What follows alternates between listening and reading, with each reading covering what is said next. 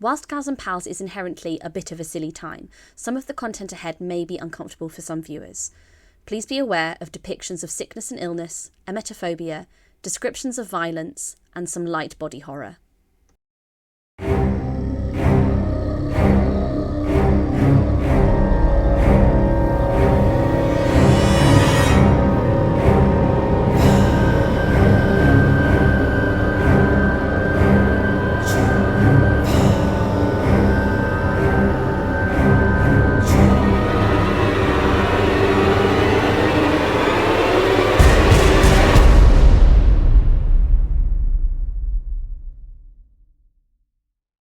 There's a scary lady, which means we're recording. Hello, gals and pals, and anyone in between. Welcome to another spooky little one-shot that we are doing in the run-up to Halloween. Tonight we are very lucky to be running Gothica Plagueworlds. This is a pre-release guide from the beautiful folks at Inkblade Publishing. Thank you massively to Elliot for sending this out and for letting us to delve around in your new system. Disclaimer before we get into the nitty-gritty, this is a whole new TTRPG mechanic that is 5e compatible, and so we are learning as we go, so bear with us if we're a little bit slow. Bear with me as I forget everything that I've read, because that will happen, but we are just here to kind of showcase the system, showcase these characters that I'm very excited about, and yeah, just generally have a good time. Gothica in its full state is going to be going live on Kickstarter as of, I believe, the 1st of November. I will have links everywhere and on our socials and on this video to send you to that. Please go and follow, support. Elliot really has put heart, soul, blood, tears, sweat into this. You can tell how much love, care, and attention has been put into it. And those of you who like a bit of Gaslamp Fantasy will really vibe with this, which is why we were so attracted to it. So we're going to be running one of the pre-release one-shots called The Void in Isberg, and we have used as much Gothica content as we possibly could to try and showcase it. But yeah, please go follow Inkblade Publishing on all of their bits, and we hope you enjoy. But we should probably say hello to everybody this evening. I'm Steph. I'll be a gal pal again for this evening. Sorry. But let's go around the vid call and introduce ourselves. Let's start with G. Say hello. Hello, I'm G. You may or may not know of me as at TTRPG, and just infiltrating myself in every single actual play I possibly can this year. Woo! We love that. Thank you, G. Say hello to Amy. Hi, yeah, Amy, you've probably seen me at quite a few of the Gals and Pals socials and events. Been DMing for a long time, and like G, I feel like I've been in a lot of actual plays this year. Love it. Everyone say hello to Siobhan. Hello, I'm Siobhan. You can find me usually at Siobhan of the Dead on the socials. I also have a crochet page, Selkie Grotto. Again, like everyone else here, I've been just in so many TTRPGs this year. I'm on the Starfinder and Bloodpunk at Dragonborn Industries, as well as Gals and Pals. And that is as much as I can muster about me today. Fair play. And last but not least, there she is, my little button. Everyone say hello to Imogen. Hello, Diftar. I'm Imogen. I'm very brand loyal to Gals and Pals, and I've only been in these TTRPGs. I'm very, very happy to be here. We're very happy to have you, and thank you for signing that exclusivity contract in blood. I'm kidding. She's free to roam, but she knows we've got an open relationship. Exactly. There's no jealousy here. It's all about love and community. So that's what you're in for if you haven't seen us before. Again, sorry.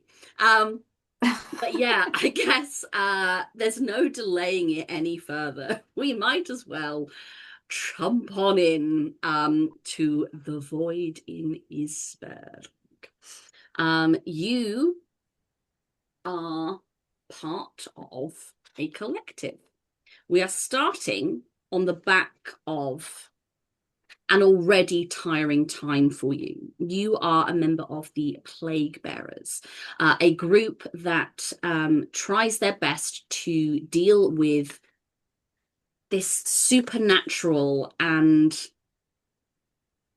incredibly dire situation that the world finds itself in after plagues known as the Withering have spread throughout the lands and taken hold. It has affected every part of day-to-day living. Mutations are rife here.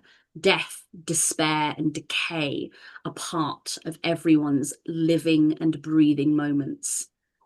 until the quiet solace of death comes to them. But you have kept on living. You persevere. And with your heroic natures, you travel from town to town, city to city, trying to explain the unexplained and help those in need.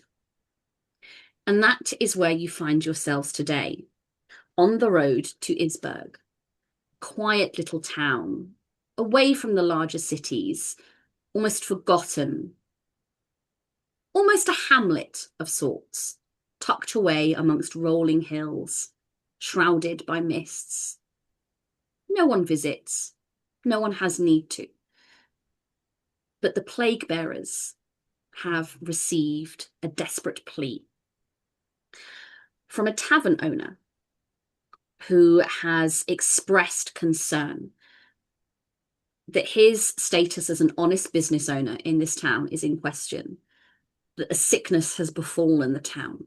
People are dying, people are going missing, and the people are blaming him and his establishment. He believes this to be false and hopes that the plague bearers can lend a hand in writing his name and bringing as much peace as is possible to their little town. We follow a well-worn, if not slightly overgrown trail. And we see 4 figures trudging across a cold and misty landscape. It's a grey day. There's a kind of mizzle that seeps into the bones and keeps you forever cold, no matter how many layers you have on. But as this group trudges forth, let's talk about what they look like. Let's start with Amy. Could you please describe for the group your character and tell us your name? Yeah, so I'm playing Lunel, who's a rather tall-ish figure. I would say normal height, but tall-ish figure. She sits at around 5'7". Very lithe, sharp features. Her platinum hair looks like it's been taken to with a knife and is sticking out in little sharp patches all over her head. And it's clear as she walks and speaks that sometimes she's not speaking to anybody who is in the area, and she mutters to herself and mutters to people around her who might not necessarily be there. Excellent. And just to give us a bit of mechanics on this, because we're using the names of things that have immediately gone.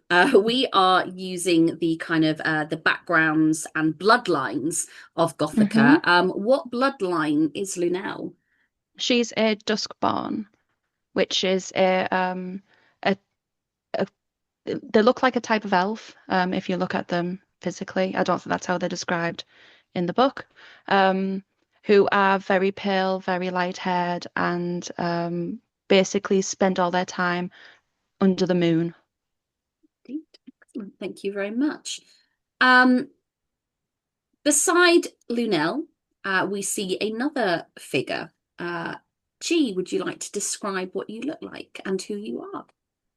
Yes. Well, I am playing Dr. Victor Binklewick, who is a fairly older sageborn, so kind of, I guess, reminiscent of maybe like a halfling gnome kind of in that area.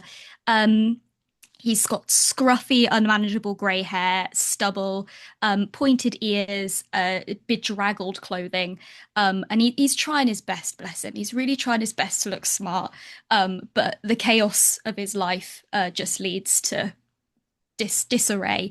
Same. And yeah. And he's got these big, large, round glasses that he keeps having to push up on his face, because you notice that his face is a little bit hollowed in areas, especially around the eyes and the cheeks. And you know, did he stay up late reading? Is he just getting old? Is it something else? You're not quite sure. He's walking on a cane. He doesn't need it. He just thinks it makes him look a little bit more distinguished. And you notice that on his right hand, he has a fingerless glove, and over the top of it is like a leather binding wrapped around his hand. That kind of, if you were to look at it closer, it would remind you of kind of a leather binding that wraps around like old style books. And the seal that would be kind of in the center, you can see is on the back of his hand, and it looks like a 5-point star surrounded by kind of arcane sigils. And on his shoulder sits a crow familiar with a little plague mask, who you know his name to be Crook. And he, on his little plague mask, he has the same little 5-point star in red ink drawn in between. I guess their eyes are here, so like here. And some of his feathers are missing. He's just as bedraggled, this crow. But yeah, that is Dr. Victor Binklewick. Pleasure to make your acquaintance. Try saying that 3 times fast. Beautiful stuff. Behind them, slightly kind of, imagine not keeping pace quite as well, we see 2 very different looking characters. Siobhan, would you like to describe your character, what they look like and who they are? Yes, I would. So you see I mean, there's only one way to say it, that you just see a rat person kind of trudging along behind. Their name is Desmond King, and they are a pest-born fighter, and they are no fuss, getting in the mix of it, just very like, oh. And he is wearing basically kind of what I'm wearing, but the shirt is definitely not silky.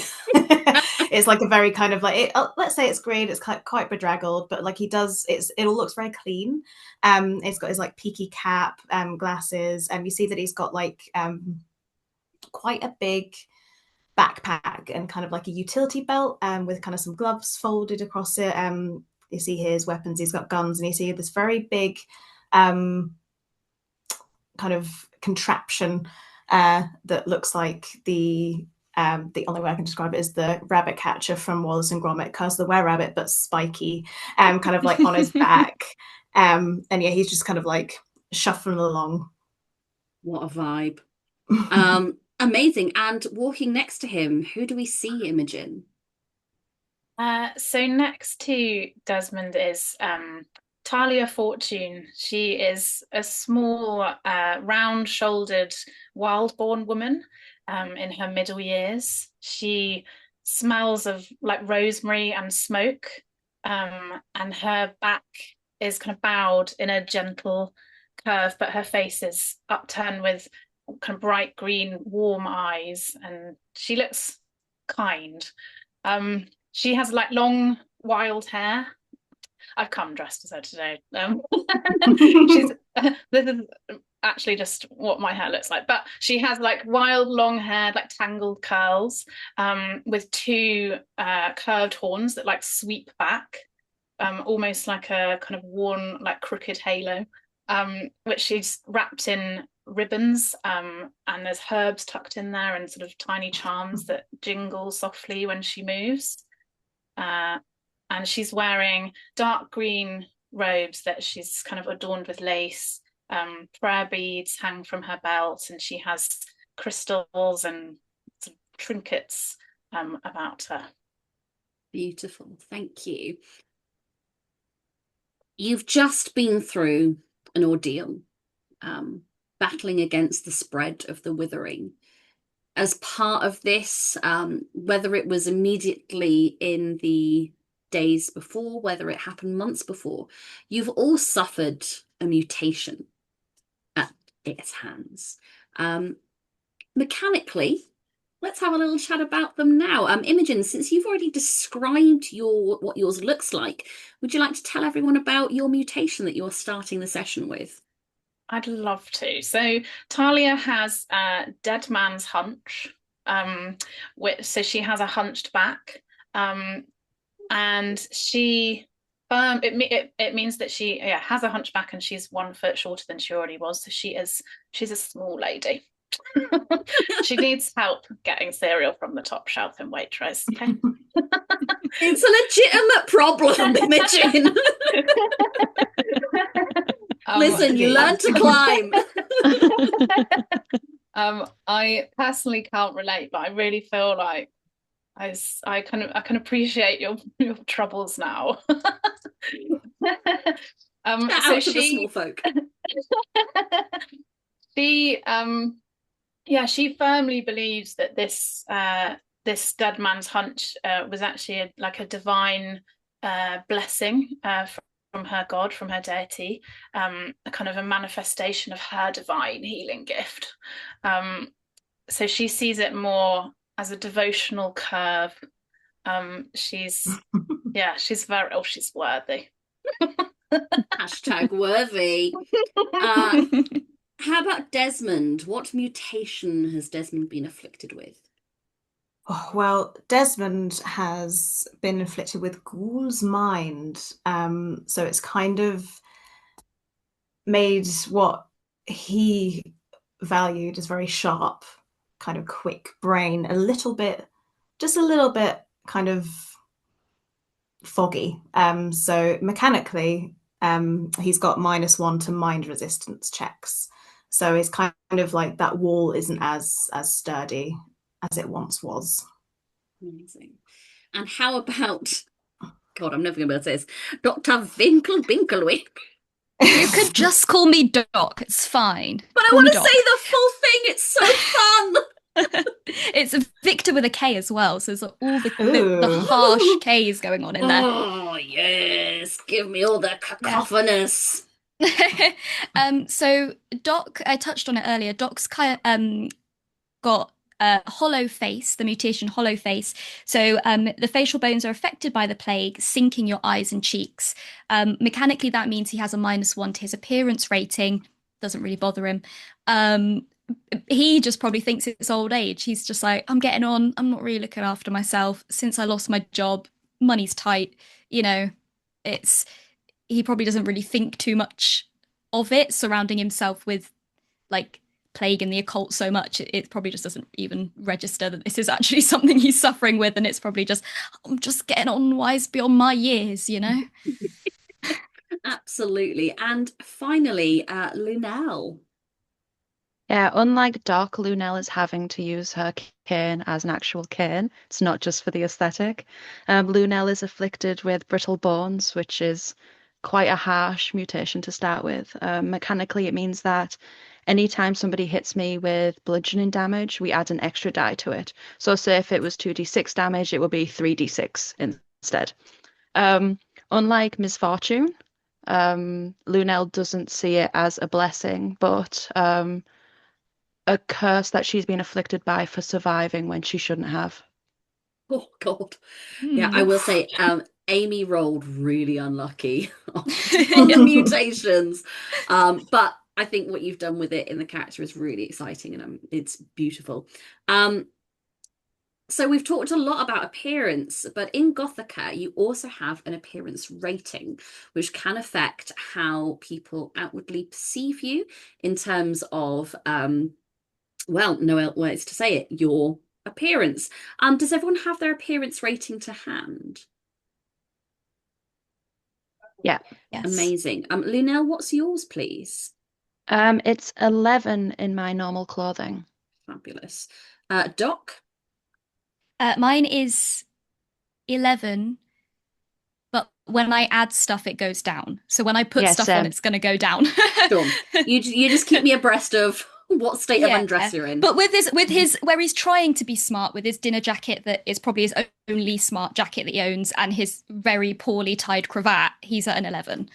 Oh, it's going to be really hard to kill you guys when you're so cute. Yeah. I get the same with a hood. I think that works.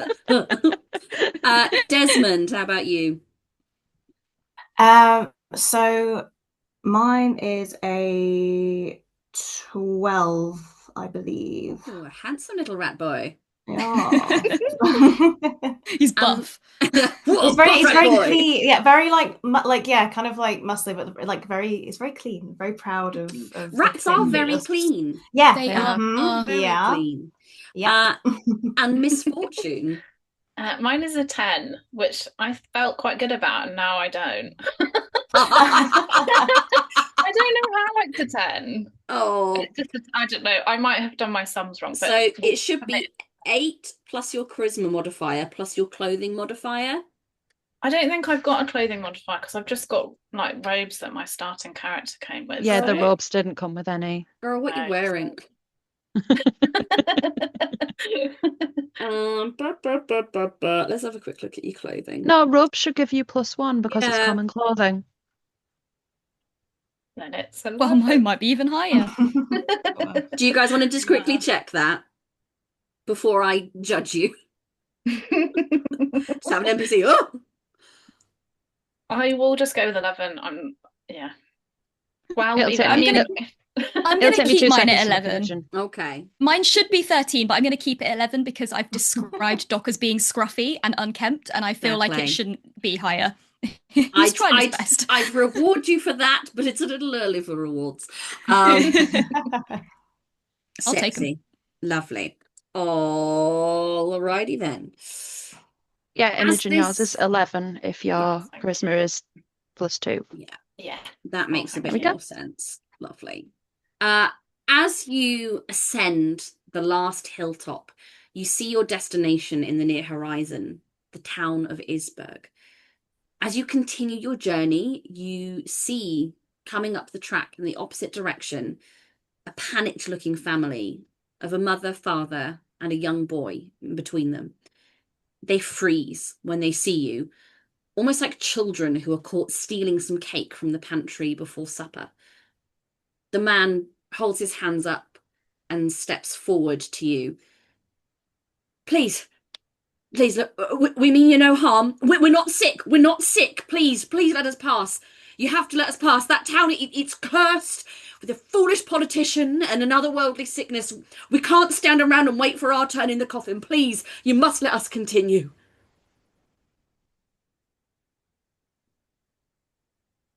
Oh, no one's stopping you, darling. Are we? Are we stopping them? I mean, I don't know. We best have a look at them. All right, Can I do well, a then check for you plague? stop there. Just like the dichotomy of, oh no, it's fine, check for plague. Which will stand you in good stead, I will say. Yes, I mean, do you want to approach them and check for plague? Yes, I would like to just go up and give him a bit of a Bit of a sniff. I thought you were going to have a sniff. Yeah. Plague. Can you give me a medicine check, please? Yes. Oh, I absolutely should have gone proficiency in medicine, shouldn't I? What a stupid idea. Oh, well. Maybe his PhD's in like bridges or something. Well, he was a 17. teacher. He was like a literature teacher. There so. you go, doctor. I joke. Yeah, your PhD is really hard. Sorry, Dr. Amy. I feel so attacked right now. But yours is in like STEM. It's so no. It's. I promise. I really respect academia. Keep digging, Steph. Keep digging. Medicine check. Save me, Siobhan. 17. 17. You know the whiff of plague. You smell decay a mile away on the wind. These people are clean, almost as clean as you. Oh, right. Free to go this time. Just be careful out there. The woman sort of with these wide watery eyes looks down at you. Thank you. You're not going that way, are you? Oh, afraid so, darling. Darling? Why have I gone Cornish? Afraid so, darling. Got plague take care of, don't we? Well, You'll be safe now. and she sort of like will place a hand on your arm and give it a gentle squeeze. And you, and they will continue down the track. It's about half an hour before you reach the outskirts of the town. And as you pass through its threshold, you're reminded about the lack of house authority here. Houses being the sort of the powerful Bloodlines who oversee the armies and command the remaining kingdoms that still survive. For a place on the edge of the Havenlands, it does not deem much attention. Towns and villages affected by disease this close to the border are often forgotten about, and the dark cobbled street, shouldered by similarly eerie, tall houses made of wood and stone. A few depressed-looking townsfolk pass by and give you a lingering stare, their faces drowned in melancholy for reasons that you unfortunately know all too well. Anything that you would like to do on entering the town?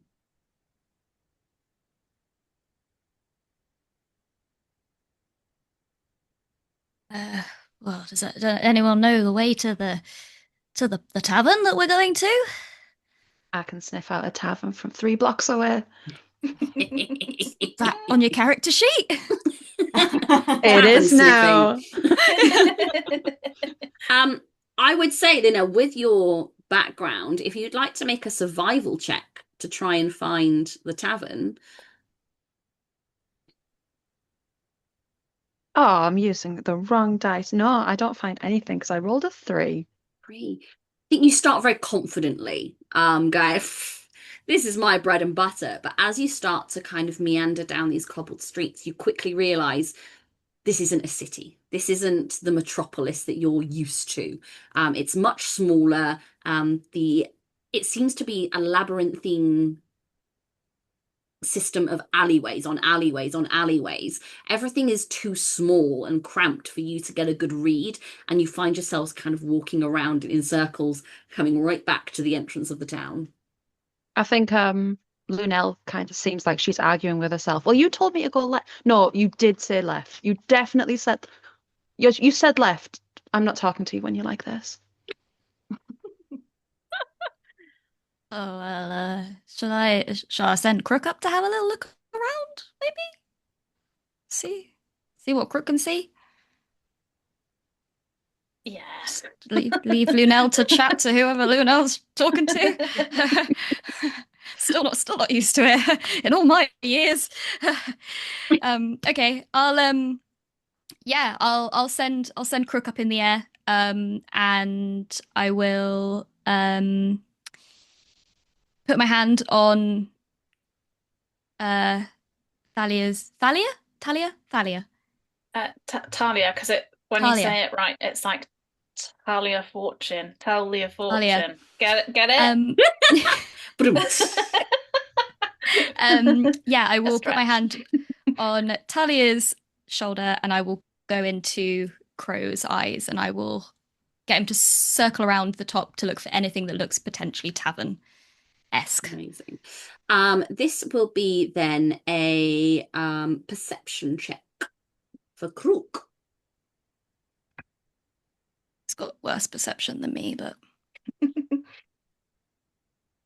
that was so nearly a 19 and then it rolled over to a natural 1.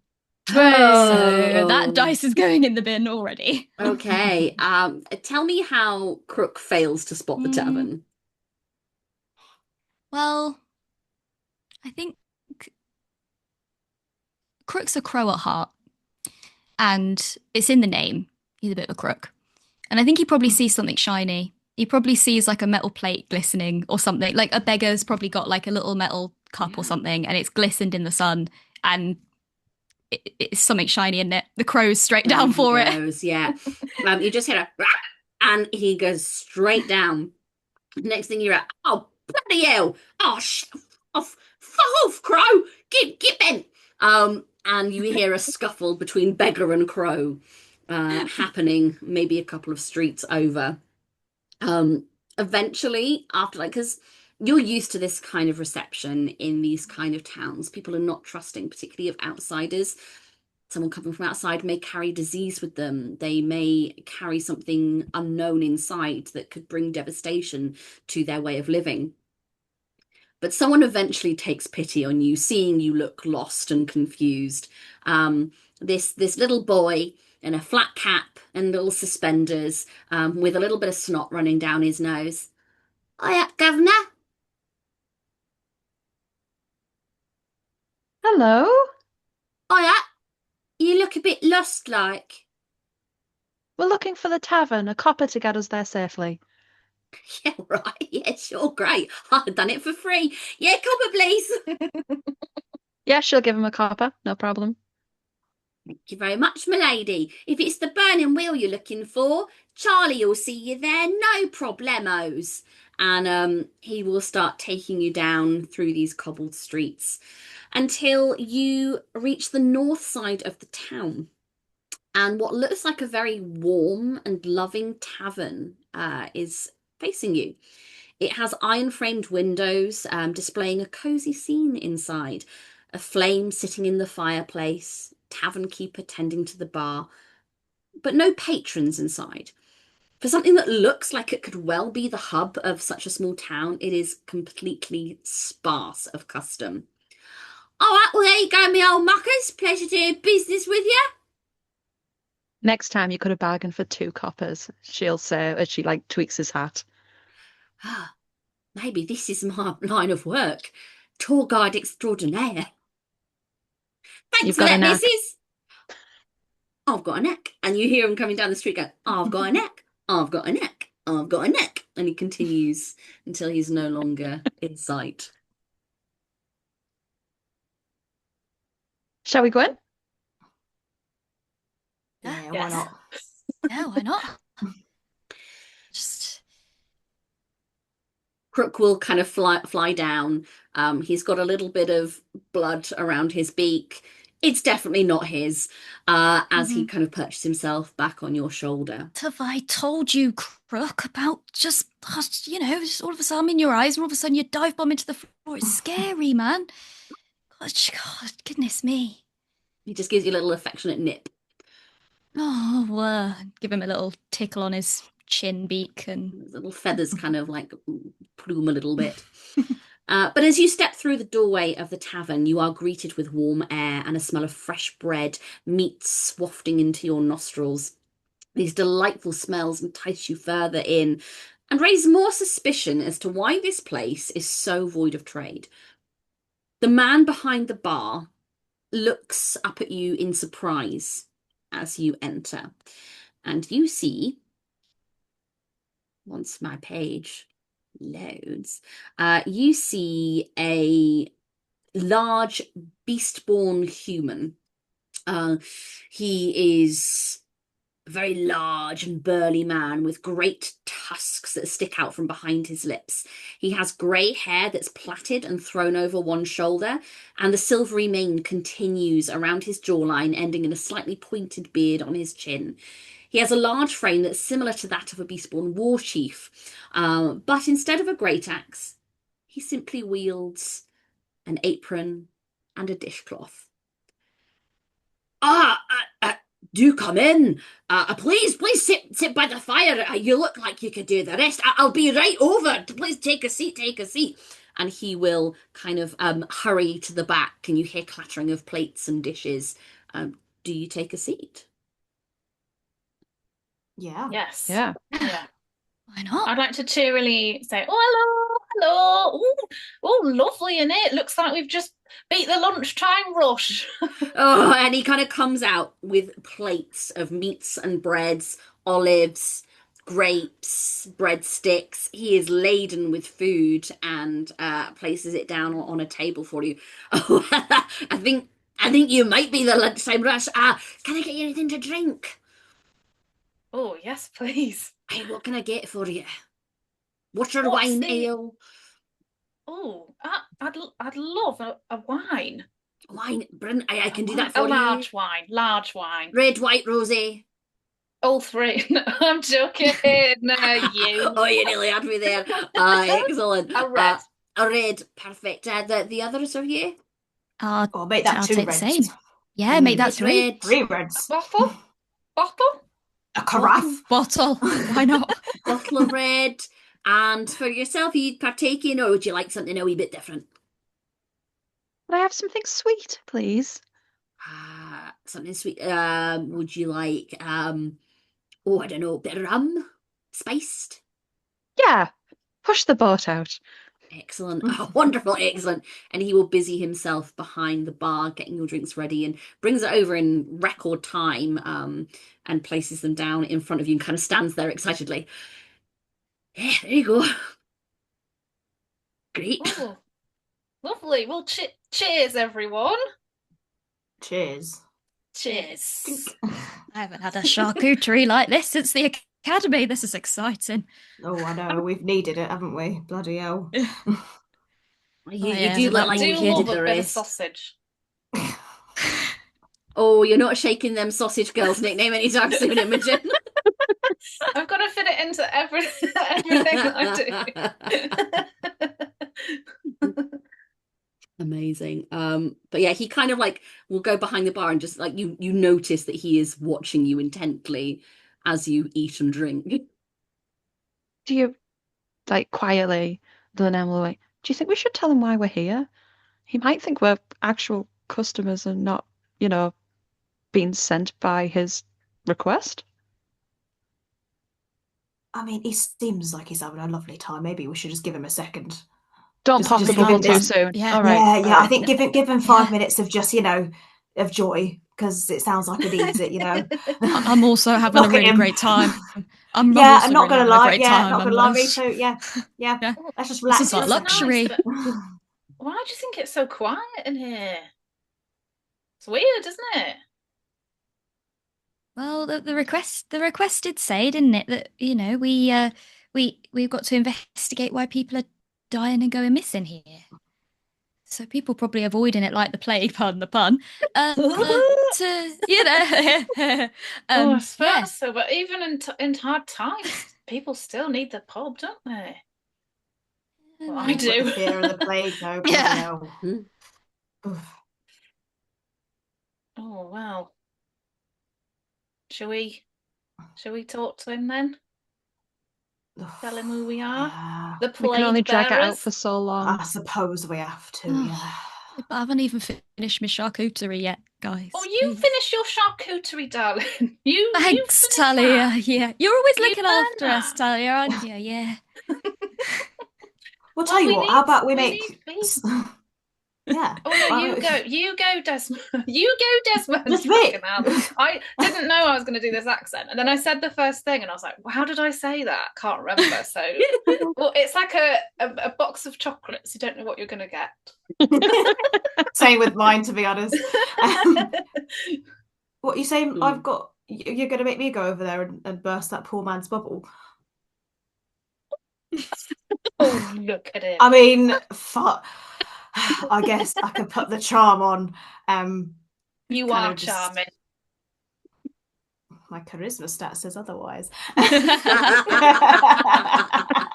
we can call him over. We'll call him over. Oh, Lovey, come over. Do you need, and he brings over another bottle of wine. Do you need more wine? Well, I wouldn't say no. That'd be fantastic. There you go. Amazing. Yeah. We're just going to get smashed. We're not going to do anything productive. Do you want to share a glass with us? Oh no, Have a seat. I'm on the clock, so shouldn't really. But I got you just in my arm. And he'll sort of like pull up a chair and like sort of sequester himself in between you. His huge broad shoulders kind of brushing up against yours. Hey, so where are you from then? Not from around these parts, that's for sure. No, I want a glass of wine. Jamming and drinking wouldn't be me. Consummate professionals. Absolutely. Mummy's more fun after a glass of wine. We know how Mummy gets after a glass of wine. Mummy makes promises after a glass of wine. I feel like that's a sponsorship possibility for the future, sponsored by Echo Falls. Mummy makes promises that she doesn't intend to keep after a glass of wine. First AP to be sponsored by Echo Falls. I wouldn't be mad at that. Anyway, so where are you from? Not from these parts. No, not from around here. Anyway, I haven't written that on my character sheet. So That's all right. Don't worry about it. All over the place. I I all tell over you the what, place. it's probably from a place that you'll find in the full release guide later on. But I imagine you've got to back a Kickstarter to get some more of that information. We are from the city. A city. Oh. Ooh. Oh, home is where I hang my hat. I Home feel is where that. the heart is for me. Oh, that's lovely. You. Right. I can't think of any fancy phrases. I'm sorry. No, don't you worry. Don't you worry. So no. What brings you to Isberg? Well, I'm just gonna rip the bandage, not the plaster. Rip the bandage off. We've heard tell of a plague befallen this little hamlet. Oh, aye. Yeah. And we've I mean, did you call us to help out, or Are you the plague bearers? Yes. That's us. Yes. You, Oh, you God. called. Gods be praised! Oh, I thought you'd never come. I've sent that missive fucking weeks ago. Oh, Oh, we've had a busy time. Sorry, busy. I the inbox. I thought I'd been forgotten. I thought no one was coming. Oh, We're it's here such now. a... We're here now. Don't worry. We're here now. Oh, my hernia's gone. Hernia. I can't fix that. A bulge no, in the it's all right. abdomen. That's good luck. That means that things will be coming to you soon. You should look at that. Honest. Oh, well done. Make a A little blessing. persuasion. Make a persuasion check for me. Yay. That's a 19. He kind of looks at you and is nodding along. Really? I never knew that. Oh, Thinking yes. about it though, every time it kind of pops out, I do get a bit of a windfall actually. There you go. It's The good more- luck, it is. The more you know, eh? Yeah. Wow. So, plague bearers, amazing. So, yeah, if you could just, listen, a bunch of folks are saying that they've been getting sick at my place, and listen, I've got a 5-star hygiene rating, all right? I've kept up to date. I keep things clean. I've got my kosh cupboard. It's all sorted. Like I'm compliant. It's not me. I know it's not me. I keep a tight ship, I'll vet if I've got outsiders coming in, I've got my plague detectors in, they'll pick it up in an instant, but I beg of you, look, it's a small town. There's gotta be something that you can do to help me and try and find out what is actually happening here. And I do admit it might seem a little weird that, yeah, some folks did have supper here and then got sick, but I think it's just coincidence. I really do. Oh, they ate here. Doc's gonna take the piece of cheese out of his mouth, put it back on the charcuterie board, and slowly push it away from him. Look, I promise you, I wouldn't keep serving if I thought that there was even a slight possibility that this could be my fault. All right. Listen, I oversee everything. I know where the wine comes from. I source the meat locally. I brew the ale myself. I keep a tight ship. Man who can do it all. Oh, Impressive. well, I try.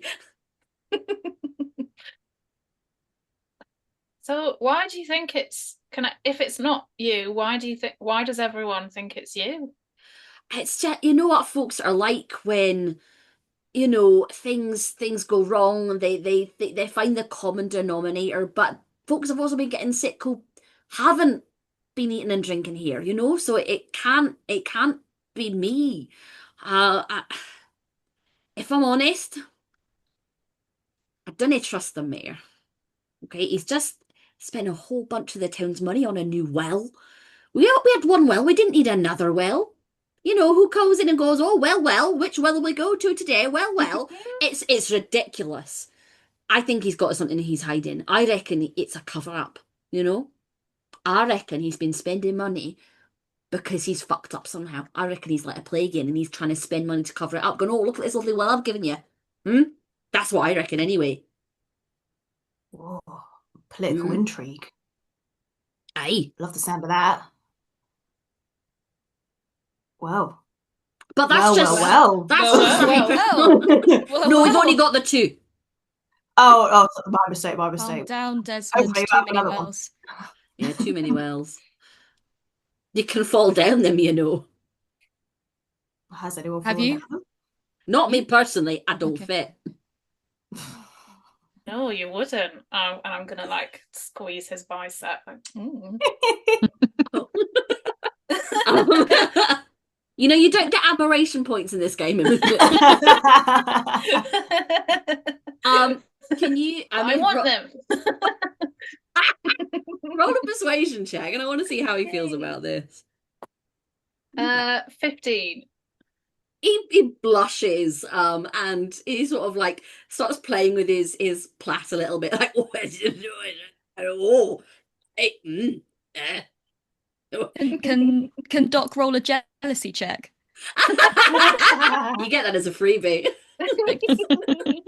Jealousy, like crying, is a free action. Great. Yeah. He's a bit jealous. I think Lunel's giggling to herself.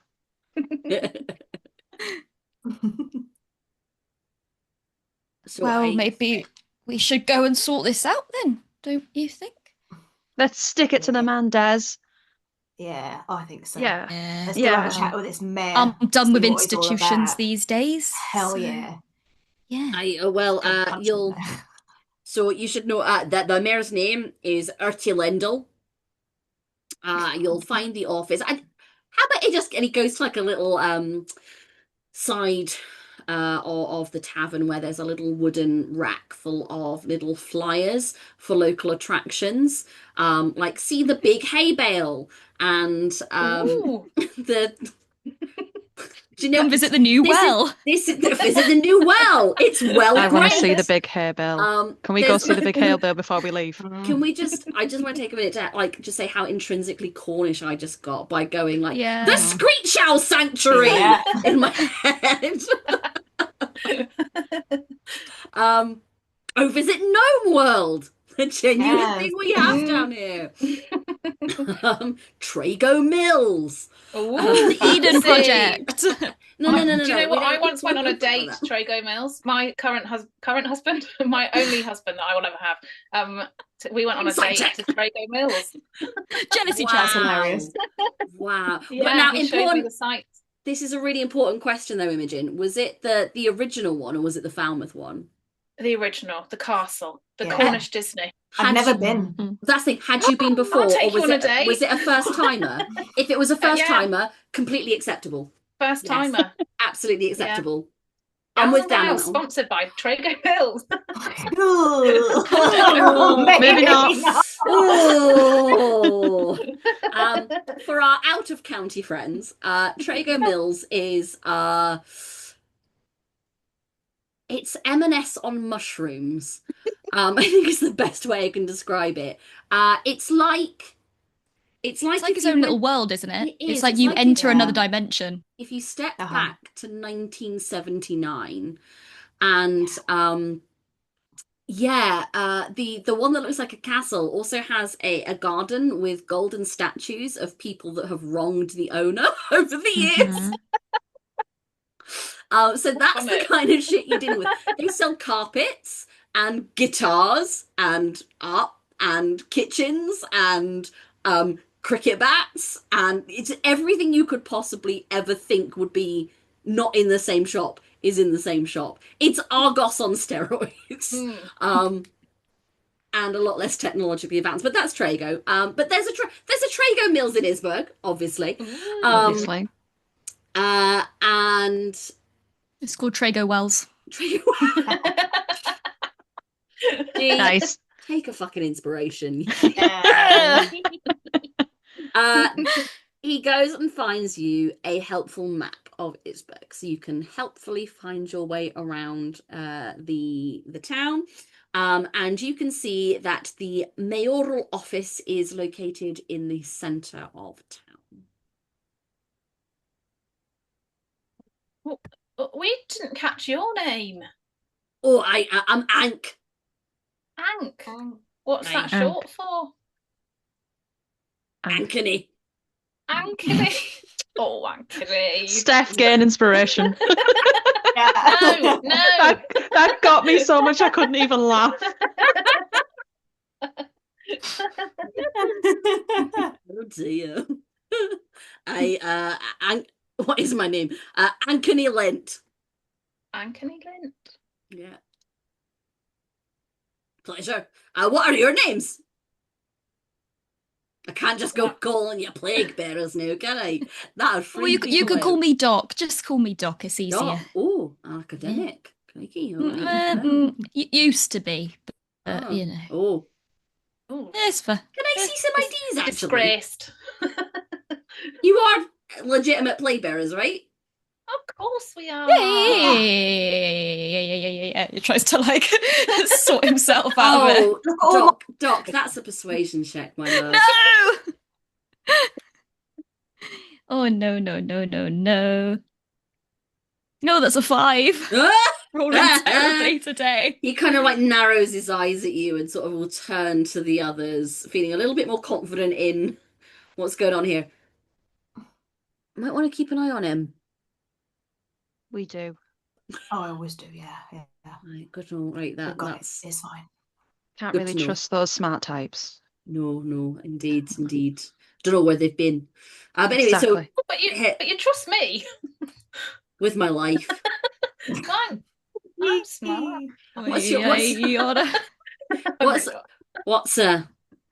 He kind of like leans over the table to Thalia, like flexing his bicep as he does. And who might this vision of beauty be? Oh, you've got me hot under the collar. Well, I'm Thalia Fortune, at your service. And he sort of like will take your hand and give you a little kiss on the back of your hand. You are welcome here anytime, Thalia. And seeing as you are helping me out in my plight, accommodations on the house, should you need it. Oh, thank you. Isn't he lovely? Oh, I mean, is that for all of us or just her? Oh, yeah, no, I guess all of you. Sorry, what? I didn't catch your name. Desmond King. Pleasure Nice to meet you, Desmond. He'll shake your hand. It's a very strong, firm grip. Like crushes slightly, but not like in a mean way, just in a like trying to assert that, yeah. Just roll me a strength check.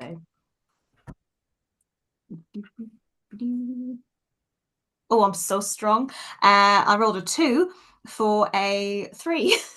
Are you a dex fighter by any chance, Siobhan? Yes. I mean, to be fair, like my strength is +1, so it's not like there's a massive disparity there, but you know, yeah. Sure. He'll kind of like realizing that he's gripping a little tighter than you are, just sort of like lay off a little bit, like, all right. Good to meet you, Desmond. And dear lady, yourself. I'm Lunel. This is Nox. Is there I can't do you know what? She'll fiddle with a little bag on her side, and then be like, no, it's not Nox, it's just Lunel. Right. Well, Thalia, any time that if you feel that you need to get away, my personal rooms are open and available to you. Oh, I'll take the sofa. I don't mind, you know. I've got a lovely big bed. I bet you do. Oh. Anyway, I shouldn't keep you. My business is in danger. So I should let you get about your business. Please, I'll. And he starts like packing up the charcuterie and leave it out, Dad. leave it Oh out. no, I thought you could. He kind of like produces his little doggy bag, so you take it with you. Oh, lovely! That's adorable. It's like we're on holiday. Oh, fabulous! Fighting Yeah, the always like a plague. bit of Bit of picky tea on the road. Picky tea Calm on the Calm down, road. Siobhan, calm down. Did someone say picky tea? The North is fighting out there. Is it the picky tea? I know. It was Love a bit of picky think tea. London, Come on. think London. But he will kind of pack up and usher you out, keen to let you begin your investigation proper. Before we leave, I'd like. Is there any windows on the front of the tavern? There are many. Okay, I'm gonna crawl up to a window and I'm gonna point my finger at him through the window and I'm gonna cast message, but it's Okay. gonna be really creepy, being like, "The plague's coming for you," and that's all he's gonna hear in his head just as we leave. I've got beef. Make an intimidation check. Oh no. Oh, a 17! Yeah. You see him It's mean to me. you see him pale as he just stares, like bottle of wine in hand, just looking at you through the window, and you just hear back in your head, "Okay." Bye! And I'm gonna run away from the window. Impeccable. I assume you're heading to the mayoral office. Before we go, before we leave the area, he said something about plague alarms. What is that? Something Steph made up on the fly. Okay. Not in the Gothica guide. Not in the guys. Gothica That's guide. not a thing. I think has like general precautions and things against plague, and sort of like wards and Hanging bones, local superstition. yeah, exactly. It's not anything particularly scientific. It's more Thalia's kind of divination. Oh, such kindred spirits already. That's meant to be. Or is it Doc and opposites attract? Ooh, lovers. No, hate. No, what's it called? Enemies to lovers, not haters to lovers. That's a bit extreme. Yeah. Oh no, there's only one room in this tavern. I'm gonna slam my cane just a little bit harder every time I walk as we're walking down the cobble street. But you do head to the mayor's office. Are the well-wells on the way? There is a well in the centre of town, Mhm. and there is a well. Where's the other well? Let me check where the other well is. Bear with. We want the new well. You want I the new was well. thinking we go see the new well. If it's en route, on the way. I'm going to say the old well is in the centre of town. The new well is in the northern side of the town.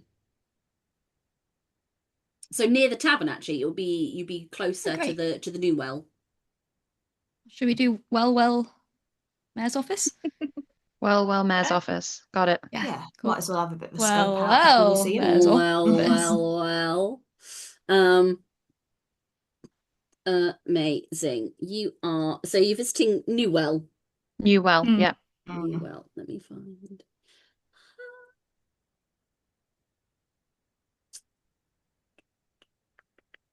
Talk amongst yourselves for a second while I find a thing.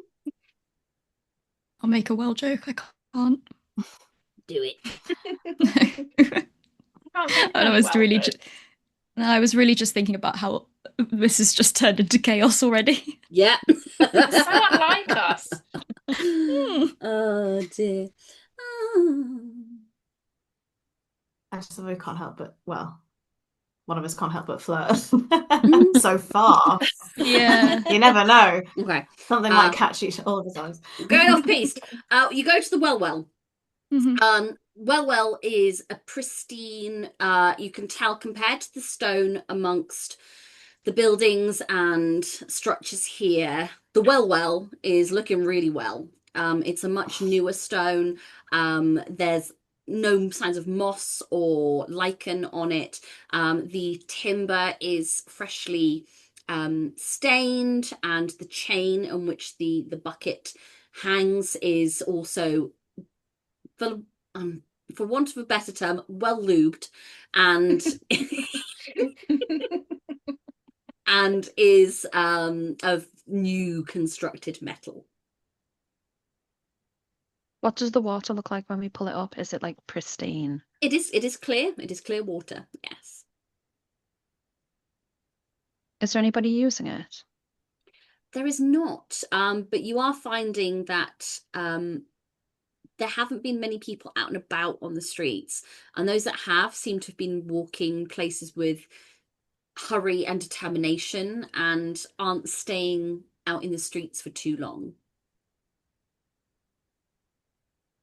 Do we still have the map that the You do. tavern owner gave us? Yes.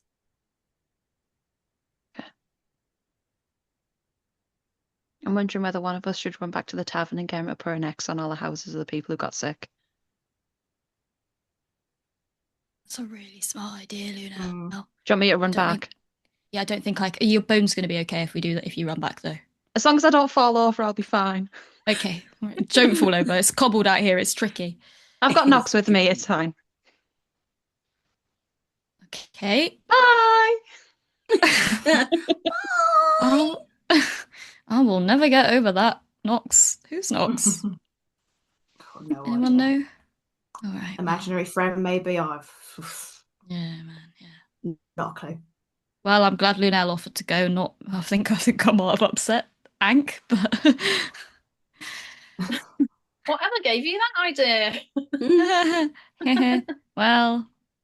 Anyway, can I investigate the well some more? Sure. How would you like to awkwardly investigate the well? I think I would like to. I think I'll probably like have a look over the edge, maybe see how far I can see down into the well, potentially. If there's any like, I guess I'm looking for if it is just a straight down, straight to the water, or if there's potentially any like offshoots, tunnely thing situations. Sure. Make an investigation check. Sure can. 21. You look down and you can see that there is no kind of juts or kind of like imperfections in the construction of this well. It is excellent and it is pristine.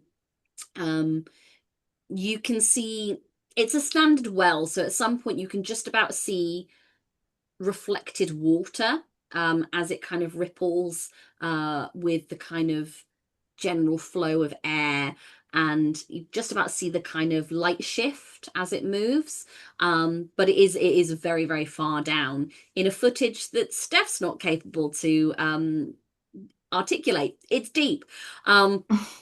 So yeah, it is just your standard well constructed new well. Do you see anything down there? No, it's just very, very well put together well, pardon the pun. I'm full of them up today. I'd like to just stick my head in and go, echo, echo, echo. Oh, I was going to do the same thing, Thalia. Oh, What join would you in, know? Join in. Okay.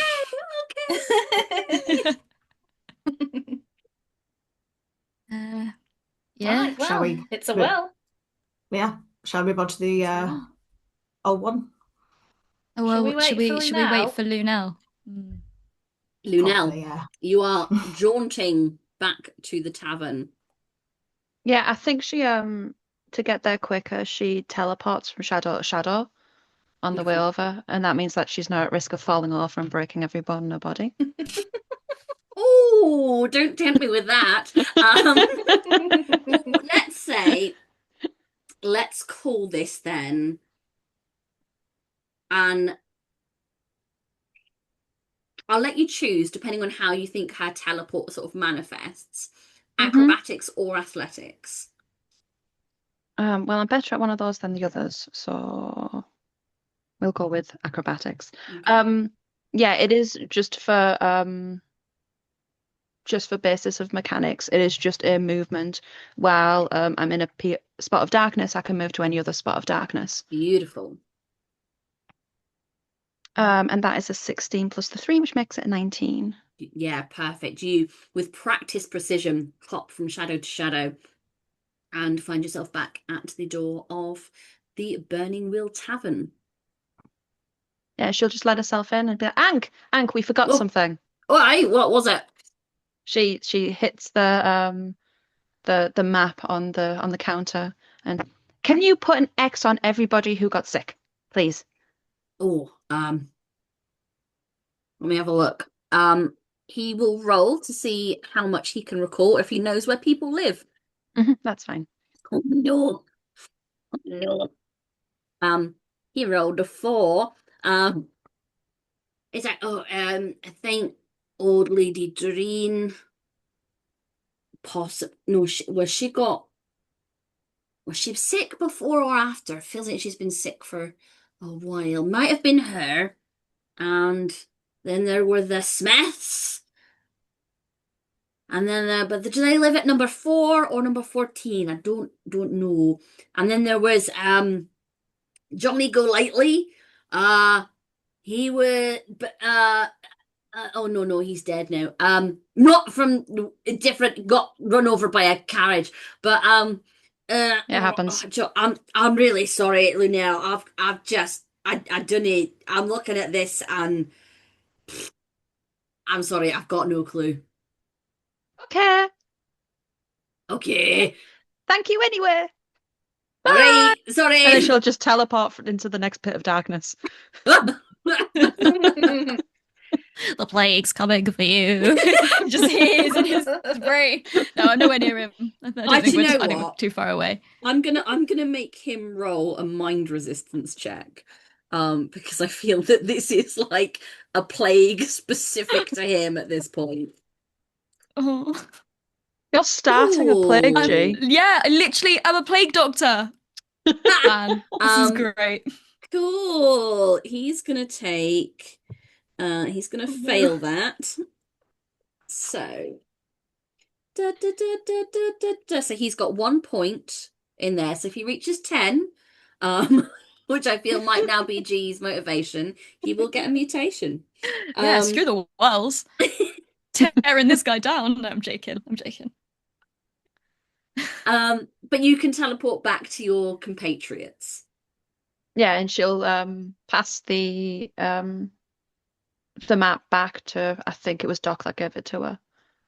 He was bloody useless. Well, what kind of tavern owner doesn't know who drinks at his tavern? Even where I'm from, they know you by name. Wow. Very useless. Where are we going now? What was with the well? It's a brand spanking new well, isn't it? Nothing really. Yeah, it's a very nice well. Yes, it's probably one of the best I've seen, to be honest. But shall we go to maybe the less nice well and have a look? Yeah. All right. I like the old Shame, ones. Really. Bit of character. More character. Yeah. Oh, exactly.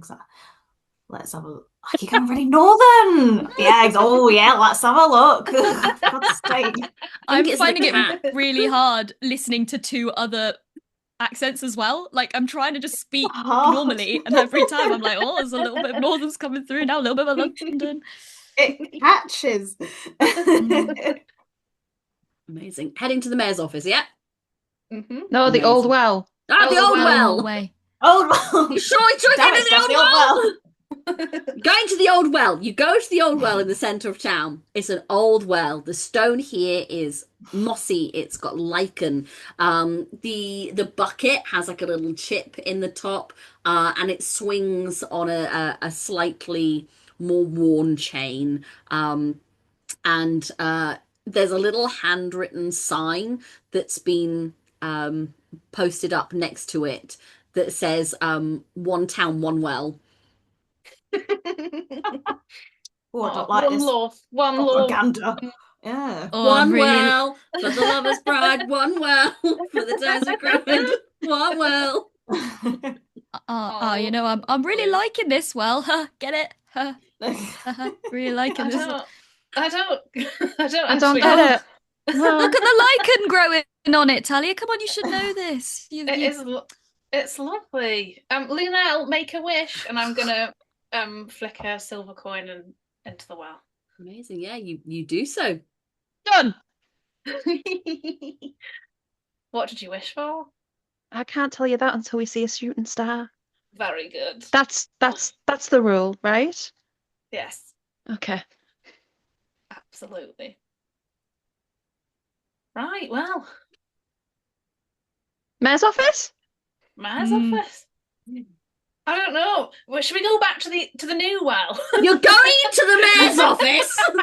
Steph is going to reach through Steph. the monitor and Steph, shoot. can we ask for a well counter? Like the number of times that we've said well in the corner of the overlay. Take a shot every time. Mummy's half a glass deep, sure. Gonna write myself a note because future Steph will come back to this and go, what the fuck is a well counter?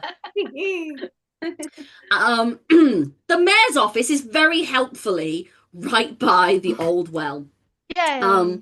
And as you enter into this stone building, you are greeted with a large wooden desk with fine ornaments and artworks. There is a cabinet where there are a set of fine jewels, tiaras, and things that you maybe might find in a museum somewhere in an exotic country, maybe over the channel, perhaps. There's a little timestamp for you there. The large windows and balcony door at the back wall overlook the central square of this town, and you can imagine that this is where he usually addresses people from atop his balcony, something akin to maybe a royal. Gross. Oh, it feels like he's got ideas above his station, don't you think? A door opens, and a small woman with kind of fairly drawn face, very precise, sharp cheekbones, walks through. She's holding a clipboard and has her hair tied straight back in a very tight bun as she enters. And oh, hello. Do you have an appointment? No, we've come to see the mayor about your problem. I'm sorry, what problem? Plague. There is no plague in Isberg, no. Well, You've got the wrong reports that town. there are. No, I'm Really? so sorry. You'll need to book an appointment to see the mayor. Well, can we book one now? Let me see in my diary. Yes, he's free. Who may I say the appointment is for? Maybe use your name, because I think plague bearers might not get us an appointment. I think you might be right. Well, Yeah. I'm Thalia Fortune, Okay, yes. and this is Desmond King. Desmond King, yes. Right. Lunel, I can't remember your surname. I don't have one. Might be on Serious. Lunel's too busy looking at all the fancy stuff, and she's like, and this is the dock. The dark, okay. And may I ask what this appointment is in relation to? reports of Wells. plague. Wait, what? Well, we've heard these awful rumours going around, and well, we're the PR team to try and help you with that. I'd like a little deception check from you. I don't know what that is off my heart. There it is. Ooh, a 3. Ooh. Actually, I don't think we need a PR team, but you did make an appointment, so if you'll just bear with me, I'll just see if Mr. Lendal will see you. And she will trot away, and you're left for a few minutes in this space by yourselves. She was Well. nice. She was alright. Just How much do you think these paintings are worth? honest. Lots. I reckon some corrupted money going on here. A mayor's office shouldn't have this much stuff in it. This is ridiculous. If you give me 10 minutes, I can find out if any of them are magic. Go If you for give it. me 10 minutes, I can get them out. Yeah, that's true. Yeah.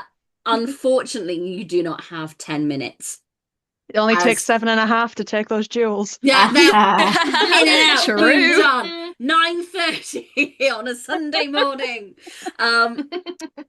A average built human man with a slightly overweight pot belly walks in. He's wearing a fine tweed suit and he has a very clean shaven face, black slicked back hair, and has a very warm and welcoming smile on his face as he says, "Oh, well, hello there. Hi. Please come in. I hear you asked to see me. Let me grab you some drinks before you start. What can I get everyone? Tea? Coffee? Something maybe a little stronger? Ertie Lendl, Mayor." As he like shakes each of your hands and does the thing where like they shake and clasp at the same time. Oh. Oh, well, Dr. Oh. Victor Binklewick, lovely to meet you. Lovely to meet you. Excellent, excellent. Little man, hi. And he reaches to Desmond. Rude. You see, like properly, like coat down, like. Ugh. Calm down, Desmond. Desmond Calm down. Nice to meet you. And like again, goes for a tries to do it stronger than with the what was his name? Strength check, please. You got Be this, better. Des. That was a 10 for an 11. Excellent. Yeah, he does go, wow, what a grip. And ladies, hello. Ertie Lendl, pleased to meet you. You are? I'm Thalia Fortune. Thalia Fortune, lovely. And Auntie Lady. Lunel. She'll wave. She won't shake his hand. Ah, cool. Yeah, no, we can respect that. Yeah, absolutely. Take a seat. Can we get you anything Oh God, to drink? the COVID elbow bump. Oh God. Any drinks? Yeah. No. Cool. Yeah. And anyone else? Have you got some wine? We had some in the tavern, so I've kind of. Yeah. Jodie, do you think we could get some wine in here? Yeah, I think I can manage that. And she will go and fetch some wine. Yeah, no, please do take a seat. So, what can I help you with? Well, we heard tell of plague. Just gonna come out with it straight, and we're here to help. Well, the thing is, plague. Oh, it's a big word, isn't it? Loaded word. Yeah, the thing about plague is, it's everywhere, isn't it? Yeah, no, it's like plague here, plague there, withering. But no, in Isberg we're actually we've a bit of a tummy bug's gone round lately, but everything is fine, everything is under control. We're doing great. Then you There's a wouldn't lot of mind us words looking there. around. Yeah.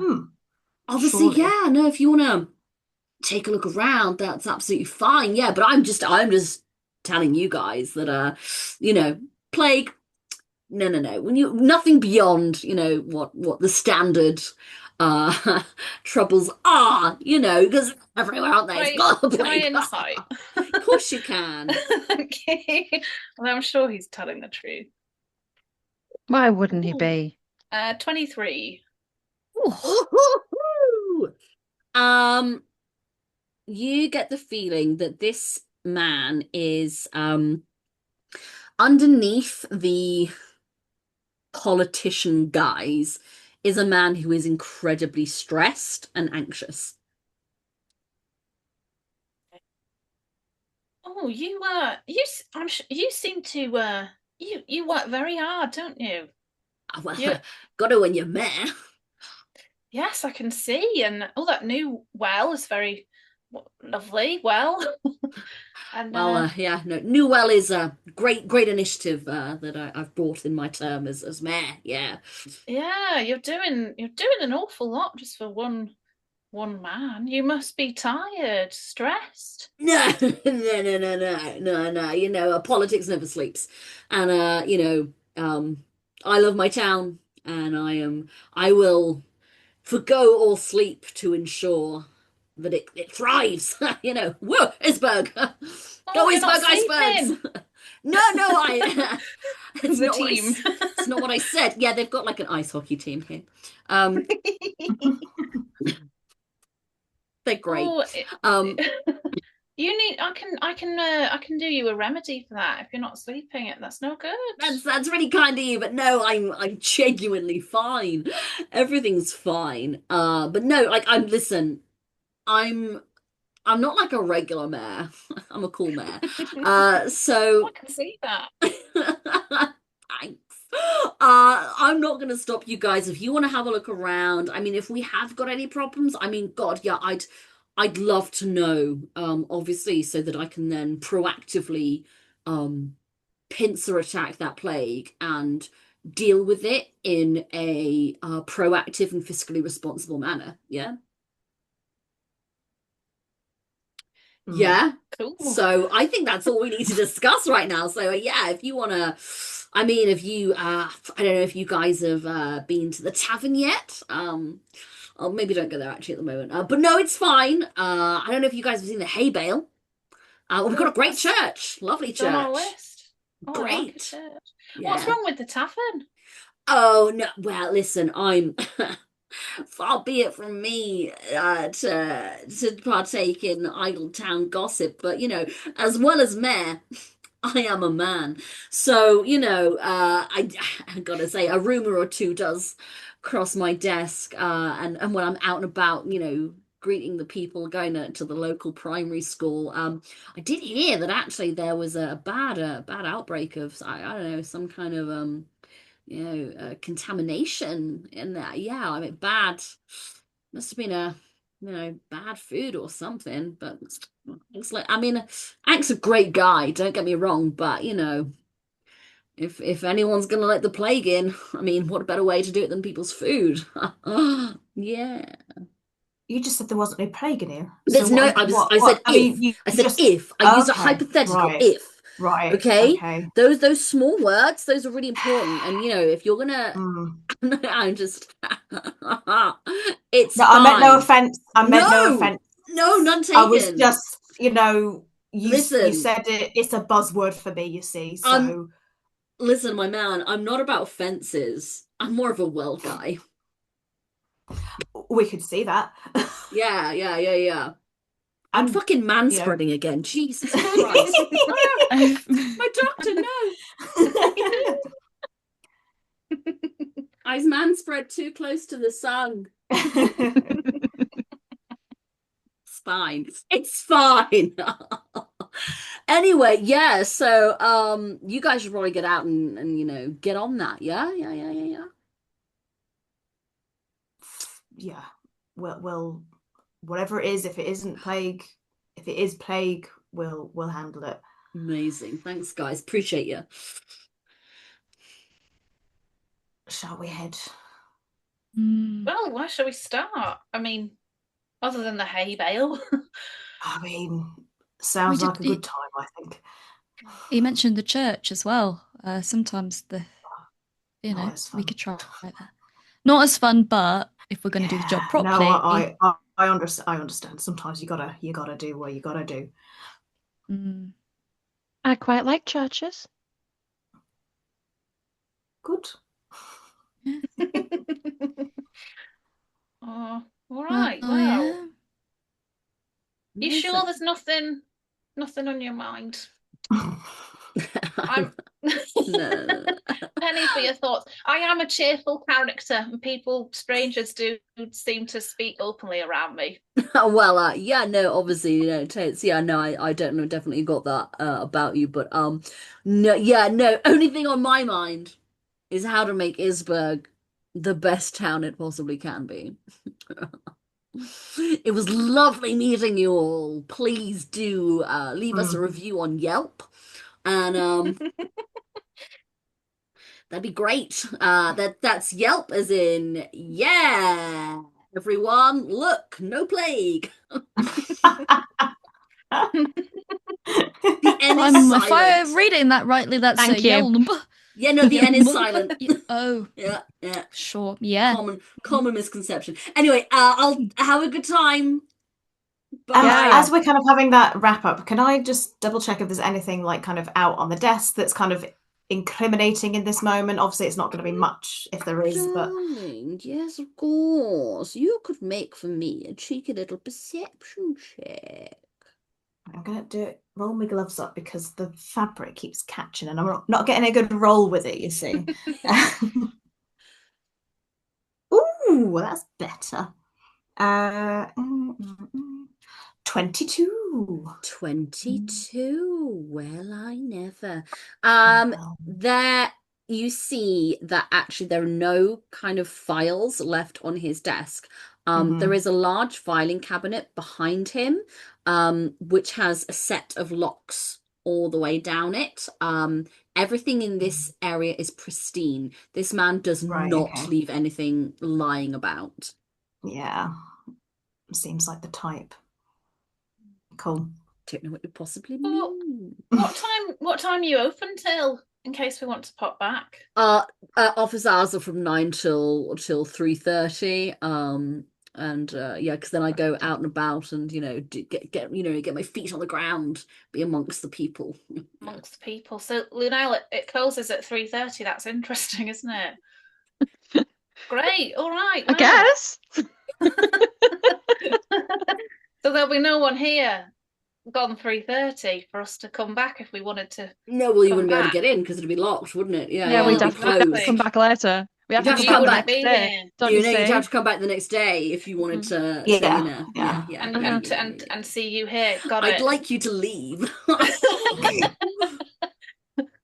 right. All right. Well, Well, thank you. Great, lovely guys. Enjoy Isberg.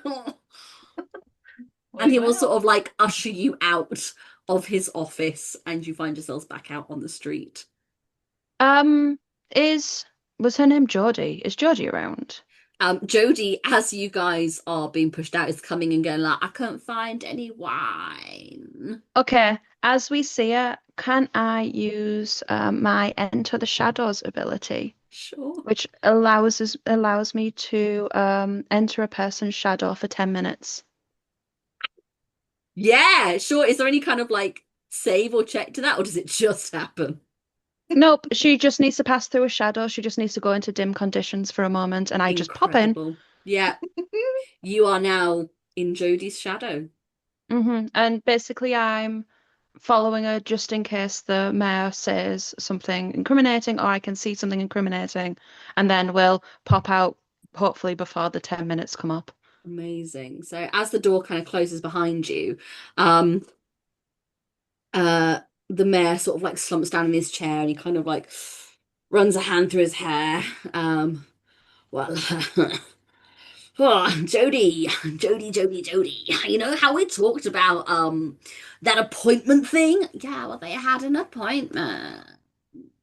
Yeah, no, Jodie, the thing is though, like an appointment is only an appointment if it's made, before, immediately. That it's requested, okay? Because that's not an appointment, that's a drop-in, and I don't do that. Okay, Jodie, you don't give me enough time to prepare, Jodie.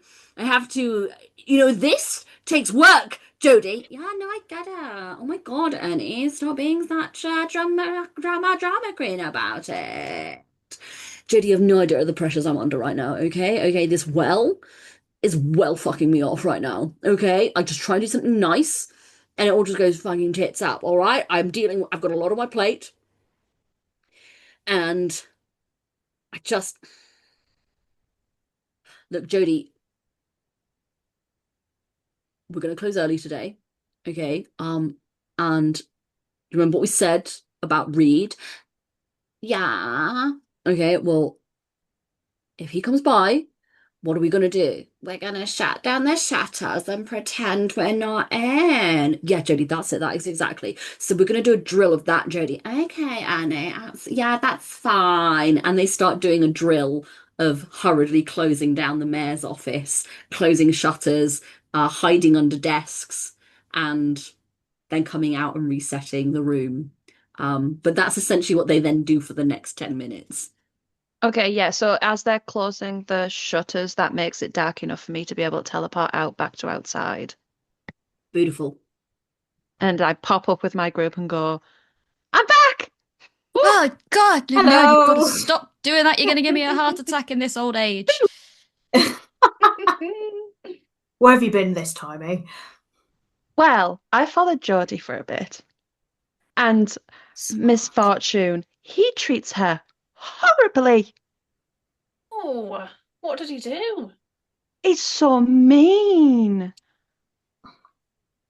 He's like, this all takes work. You can't let people in. Oh, what a nasty man. I think you might be able to talk to her. Do you think so? I do, because he's so Ooh. mean. Because he's Oh, mean. and there's somebody called Reed that they're frightened of. Reed. Ooh. Reed. We They did like this weird lockdown thing in there, and that's when I was like, I'm done. I've got to come out. Because it was Oh, well weird. They done. shut the shutters, they hid under desks, they barricaded the door. Weird. Oh, that is weird. Oh, Reed. We don't know who that is, do we? We don't know yet. Yeah. Interesting. So we could ask about Reed. We could ask your new best friend Ank about Reed. Well, he doesn't seem to really know what's going on, to say. No, that's true. Yeah. I think Geordie needs a bit of feminine company. Mm. Men. Oh, Mm. bloody men. Not you, not all men. Not a man. Hashtag not all men. Hashtag not a man. Well, Oh, and they're Should we- closing early. oh, So much for 3:30. Typical politicians. That's what I Lies. thought too. Already was on half day. Yeah. Slackers is what I say. Wow. well, if you are waiting for Jodie, why don't me and Des go and explore the other places? You know, leave you two to speak to Jodie and see if you can get anything out of her. Yeah. It might be best Maybe. if, I mean, I did say I'm not a man, but, you know, I'm not exactly a bright feminine presence, am I? Yeah. So, yeah, That's I think, shall we go have a look for this Reed fella? Yeah. Or let's- not fella, could be anyone. It's the Reed person, I think. Person, Yeah. yeah. Let's use Reed, the yeah. term, yeah. Reed being, maybe we could say being. Yeah. Sure. Seems right. Yeah. Shall we maybe? Well, we'll save the hay bale. We'll go to the hay bale when Lunel's back, so we know she's Oh excited. yeah, we can't go to the hay bale without No. you guys. It wouldn't feel right. Maybe that would can it? be on our way out. Once we've done the job, we can go out on our way out and, you know. For a little treat. Yeah, great. Oh, this is why we're best We friends. deserve Des. a little treat. I'll buy you all ice creams if they do that here. Or I don't know. Oh, We love you. Daddy Desmond. Oh. Oh, we stan a rat kid. I take it then that you guys are deciding to split the party. Yeah. Sounds like we Well, when you say it like Probably, that. Steph. That's why I'm saying it like that. But okay, if we're splitting the party, Have to. it's up to we it's could up we to could you wait guys. for Jodie to come out and then ask her to come for a little walk with us and go to the church. Yeah. Or wherever we want to go. Yeah. How long are you willing to wait for Jodie? This is what I was thinking. I mean, what time is it now? I guess I is the mean, question. looking probably it's like mid-morning. You got here quite early on in the day. We've drunk a bottle of wine. You at have 11 drunk a bottle of in the wine. morning. Hey, these are plague That's wine. times. Life is Yeah. hard. Got somewhere. Nobody Am I said right? we were professionals. It's I medicinal. think you're probably looking. It's late morning at this point. Not even a mare is going to finish at late morning, right? Desmond? Not even a Des? No, Do the no. So we got some time. We can come back. Sounds good. It might be more Church reasonable to isn't. come back later anyway when we can offer Geordie a glass of wine and it's not before the sun has fully risen. Yeah, well, but no judgments here. We, each their own. Quite enjoy a tipple in the morning, me. Same. Anx is Well- Wetherspoon. Yeah. Pint of Carlsberg. Worthington's bitter. Yeah. Yeah. It's specifically the Wetherspoons at an airport where like anything Oh. goes. God, And it's Yeah. just it doesn't matter if it's an airport or It if it's a doesn't. coastal town. It's just I as a former spoons gal. Yeah. Oh, yeah. Was yours like a drinky spoons or was it like an eatery spoons? It was at the time the biggest spoons in the country, so it was both. Oh I was at the God. one the one in Cambridge, the massive one. Disgusting. Oh, God. Yeah, I was in seaside campsite adjacent. Oh. Yeah. Yeah. So mine was the only one that was allowed music upstairs. I had a playlist. We're I going was to talk also about really- spoons. yeah. Anyway. Just so we also Yeah, don't let's get back incriminate onto the ourselves in wells, anything. We'll guys. chat about spoons. So back to the wells. We love wells. Before we dox ourselves, use the Yeah, well. exactly. Here's our CVs. Are you guys heading to the church? Sure. Amazing. Yeah. I love that for you. You head towards, using your helpful town guide, towards the small stone parish church that stands sort of like to the northwesterly side of town. This is a church which worships Worshippers. It's worshippers, God. It worshippers some of the gods. It worships the goddess of harmony. There are large stone slabs that make up its exterior, which only assist in reinforcing the image of its small stature. One central steeple towers over the modest wooden doors, at which you see a warm-faced gentleman.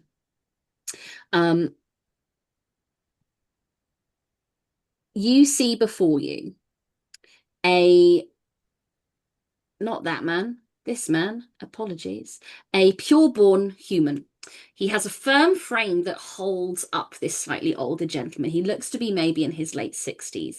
He has solid I've got to stop having wine. Solid shoulders. Solid shoulders that give him a strong and confident posture. And adorned with long white robes, he keeps himself clean. And he has a kind of almost a medical air about him, almost like a doctor, quite a sterile looking environment. There is a ring placed gracefully upon his marriage finger, which is a signal of his devotion to his goddess. He is currently standing at the doors, kind of looking over the town as he spots you approach. May the light grace your day more than it has us. Pleased to meet you. Strangers, I have not seen your face before. My name is Father Alexander, and who might you be, and how have you come to our little town? Well, pleasure's all ours, Father Alexander. I'm Dr. Victor Binklewick, and we've heard of some terrible goings on, shall we say, in the town. Oh dear, yes, there have been some troubles lately. I have been kept most busy in my duties here, but Yes, Doctor, very pleased to meet you. I imagine we have much to discuss that would be in common. And your companions? Oh, well, yes, this is Desmond, Lunel, and Thalia. Pleasure's all mine. Please do come in. Should you wish to pray to the goddess, or just take rest for a time, the church is always open to you. And it's at that point we'll take a quick break. We'll be back in about 5 minutes. Go get hydrated. Go get yourselves a little snack, and we'll come back to our investigations of Isberg. See you in 5. Bye.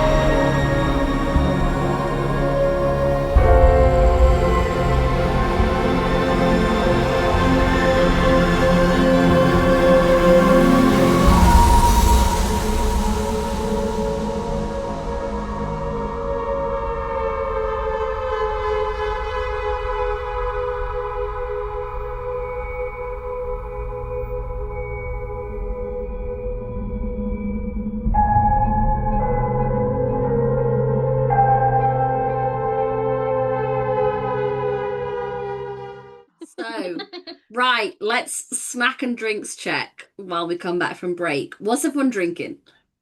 I've got a very large glass Juice. of red wine. Chin Juice. chin, chin Yes. chin. Also juice. Sensible. I've got I a mean- hot toddy Woo! Ooh. and a water. I've got Very Like a nice. got water I too. have You got to got balance the liquid juice. Mm. I've got no water in my vicinity. That's just me to a T, really. Yeah. Water, who needs it? Not me. All wine, baby. Yes. Mm. Drink responsibly, kids. Yes. Echo Falls would want you to know that. To drink responsibly. I'm drinking a very nice wine. It's a wine I've not had before. This is called Greasy Fingers, which sounds vile, but it's absolutely delicious. That's the title of your autobiography, isn't it? Well, you know me, Imogen. Oh, there she goes. Oh, Greasy Fingers. Beautiful. I've been called worse. What we got snackage wise? That's important. We snacking? No. I I've just ate eaten my a brownie. thing. Yeah. Imogen just had a What do you brownie. have? I've got my magic I ate- stars. I'm on my second pack. Magic stars. Nice. Yes. My favourite Yeah. little baggy snack. I've been a chubby bitch today. Oh. I had the leftover. You know, Cookie Queen and Churro? Yeah. I bought the red velvet one like 2 days ago, and I've been very slowly making my way through it, so I just had the last little bit. They're really big. That's real rationing. Yeah. Last time I saw Imogen, she brought Melwam, and I've been craving them since. So I've got 2 bags of Melwam in the cupboard waiting for me. Peak. Excellent. Incredible. I'm so sorry. I just got really distracted by other screens going on there for a second. I've just spotted Amy's, and it took me a second to realise what I was. So I can see Amy's screen reflected Oh, can you see? Oh, in yeah. the door. Yeah. Do you want me to move the door? No, it's fine. Don't worry. Yay! It's just like, woo! I have a rather risque picture up in my office just here. So if the door is facing the wrong way, you can see Titties. some. What is it? It's. I wanna Do you know know now. that? What is it, Amy? I think it's called the Fisherman's Wife's Dream. If you want to quickly Google yes, it. Hokusai. Hokusai. Yeah, Mhm. I know. I have it know on my of. wall. Amazing. I love that for Like you. in a, it's huge as well. So if I have the door That's open a little so bit, funny. you get a bit of a close up of the lower octopus. Yes. The same guy who did The Wave, which is Yes, fascinating to exactly. me. Like this iconic piece of art, and then it's just, and also iconic piece of art. Incredible. Yeah, I love it. Did you get it from Japan? Or do you just have it? No, Holy Kieran got me shit. it for Christmas one year, and I Mm. love it. And it's just been up since. Amazing. Wow. Mhm. Wow. Imogen, how Maybe you many do- times have you walked through this room and not noticed that on the So wall? I didn't notice it for ages, and then you were like, "Do you like my picture?" And I was like, "What?" I was like, "Whoa, yes, I do." Would you like my picture? Hello. You should try and find the translation of the words on it, because it's text, something yeah. else. It is something else. Well, that's everyone's homework. In the meantime, our work. Not safe for work homework, just in case. Yeah, Don't Google it at work. Do. Mummy says, "Do what you want." Mummy says, "Capitalism's a construct." Capitalism. Tristan told me I'd regret having a second glass. I think he's wrong. I love it. With Anyway. us, never. Mm. Professional. This thing, it's not even the wine, it's just the vibes. Incredible. Yeah. You lot have come to Isberg because you've heard from the tavern owner, Ank, short for Ankeny, that people are blaming him for a suspicious outbreak of illness. And he is convinced it's not him, it's not his establishment.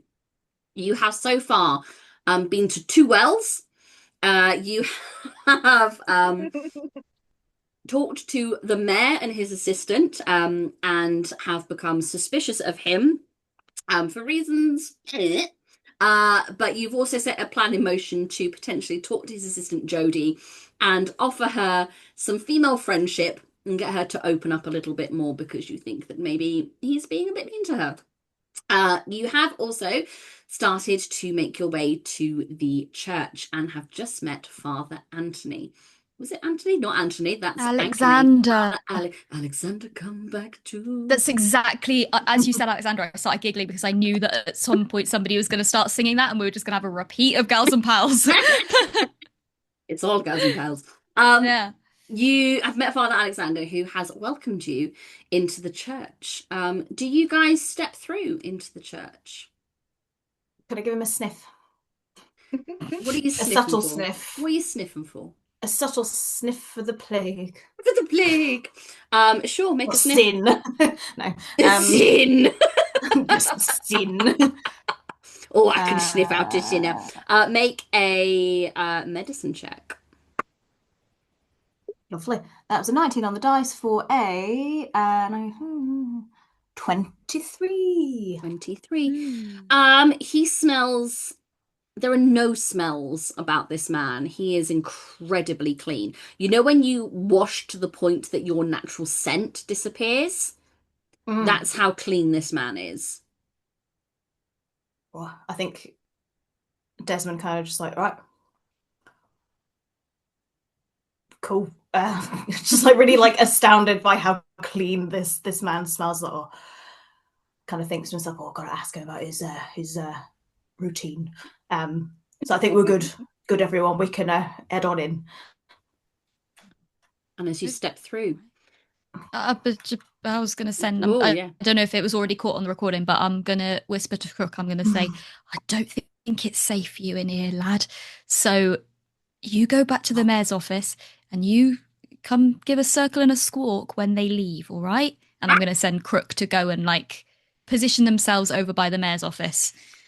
he will take flight and you see him heading back towards the mayor's office. As you step through into the candlelit expanse of this interior, you feel welcomed and peaceful as you step over the threshold. That's immediately broken, however, by seeing many, many sick townsfolk laying across pews. Church hands and priests attend their patients. Cold flannels, herbs, hot soups are being administered. And for a large stone building of this size, you'd expect to see a cool draft, but it feels very warm and would feel homely, but there is also that familiar stench of kind of hot and clammy and sick that hangs in the air. But Father Alexander will take you through. My apologies, we have become quite the bastion these last few days. But we do what we can for those that are sick. I hope you are not in need of attendance yourselves. No. Oh no. Right as Oh, rain. Good, that's very good. We are rather stretched thin at the moment, as you can see. This I think curse, it's that. How long has it been like this? Go. This began nearly. The first case was maybe a couple of weeks ago, and it just seems that daily more and more fall to this terrible curse. We're doing our best to find the root of it, and there is obviously idle gossip amongst the town as to what might be causing it, but I fear there is something large at foot here. I think Desmond doesn't even just kind of nods. Could he go to like, I guess, the nearest patient, just have a little look, just kind of see like the symptoms, stuff like that, and maybe, I guess, after that, see if he can help at all. Amazing. Yeah. Why don't you so you approach the nearest patient would be a young man. He would be I think a fireborn. Cool. So these kind of like veins running through his skin appear orange rather than blue. Cool. And his hair is slicked back with sweat as he sort of looks blearily around. He's not entirely sure of his surroundings at the moment. But you can make it a medicine check if you like. I think as he's kind of checking over, 12, so that is 17, no, sorry, not 17, 16 for that. But then he'll kind of just be like, oh, how you doing, sweetheart? Just, you kind of see like a different demeanor on Desmond as he's kind of like talking to this patient. It's like, well, I'm here to help you out. So you rest easy. Don't need to talk if you don't need to. I'm just going to do a bit of a Dad? just have a little. Dad, is that you? Dad, I don't feel good. Yeah, it is. It is your pops. Yeah, it's okay. We've got the good doctors on the case. It's fine. All You'll right, be all Dad. right, son. All right. Make a medicine check. And that was 16. Sorry. 16. Sorry, I Yeah. blanked. I was thinking about other things. Sorry, judging. 16. On a 16, you check. How do you go about checking over this young man? Is it hands-on, or is it? Desmond's very hands-on. Okay. Just I guess for like kind of mechanical things, the pestborn are kind of naturally resilient to plagues and stuff. So it's very much like he does have like the one bit of resistance gear that he will put on is just like some basic like kind of rubber gloves that go up to kind of Amazing. Yeah. here. That's pretty much it, really. Yeah. Yeah. I mean, this young man's pulse is racing. He is feverish. He seems confused and disorientated. And on a 16, I think as you're sort of checking him over, you see as he sort of focuses on you for a moment, his eyes shift. And it's almost as if a blackness washes over them before they return to these golden orange irises. Just for that moment, you see the darkness descend.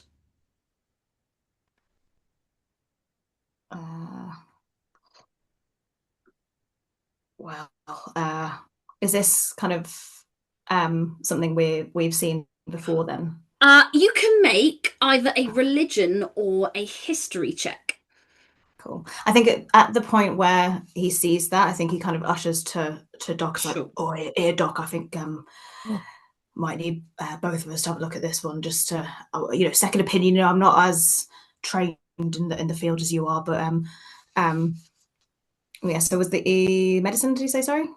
Religion or history? Religion. Sorry.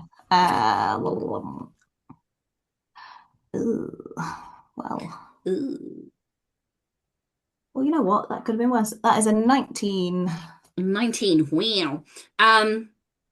There's a few different things that could cause that kind of look. You're reminded of tales from the void. Beings, creatures, or entities that kind of live between realms. They are supposedly able to possess powers to slip through places unseen, feeding on chaos and spreading it as they go.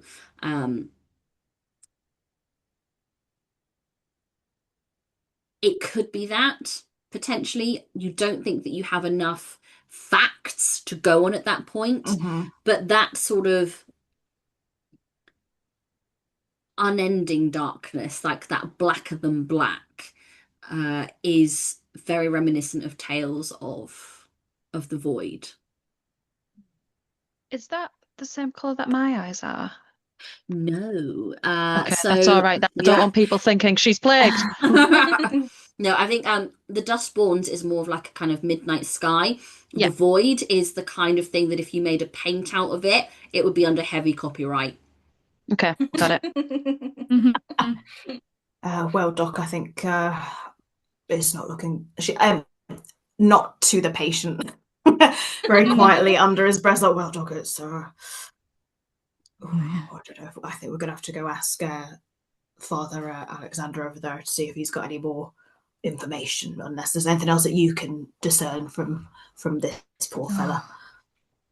Well, I can try. I mean, did you make a medicine or did you make a history check when you did I did that? a medicine and then a history. Well, it was a history. Okay. Yeah. No, that's fine. I was gonna say my medicine's better than history, but yeah, I mean, maybe Doc will also kind of don his gloves that he's got like looped in his thing. He's got some little gloves as well. And I think he is going to maybe just start like walking around through the rest of the patients just to see if there's if they're all kind of suffering the same or if there's any differences in symptoms, because if it's all the same, then it's probably just like one thing. But if there's different symptoms, potentially we could be dealing with more than that. I would say you can choose to make a perception or a medicine check. That's fine. They're both the same. My investigation's better. That's okay. That's it. Are you sure? Even though you've had 2 glasses of wine? No, it doesn't matter. I got an 18. Wow. I almost want to give it to you for the audacity, but I'm not gonna. I'm channeling Doc today. What did you roll? I rolled an 18. An 18. There's a lot of similarity between the patients. There's this fever, this confusion. There's a few instances of people throwing up occasionally, and you would see it is tinged with this blackness as well. But they're sort of, it's very quickly contained by the priests and hurried away. But yeah, there does seem to be a consistency of symptoms throughout the sick. Could I don't know if this is going to help anymore, but could I make a history check, like knowing the context clues of the void? Yeah. Could I make a history check based on that to see of like where that comes from, where that stems from? Yeah, you could choose religion or history. I'm going to choose history. That's a natural 20 with my Dragonborn Industries dice. Yes! For a 27. As always, Dragonborn Industries is directly responsible for your rolls, good or bad. Every time, all the time. Dragonbornindustries.com. On a 27, you would know that the void isn't often spotted, because by the time it's spotted, it's too late. There are creatures that are dubbed as god pests. They can slip between barriers that hold the realms in place. They are completely destructive entities. They wish to absorb anything material. They're kind of like almost incorporeal in nature. And there are very few reports on what they are and how they look, as unfortunately not many have survived encounters with them, and containing them has proved difficult in the past. But you would know on a 27 that they detest all forms of light, but most importantly, all forms of natural light.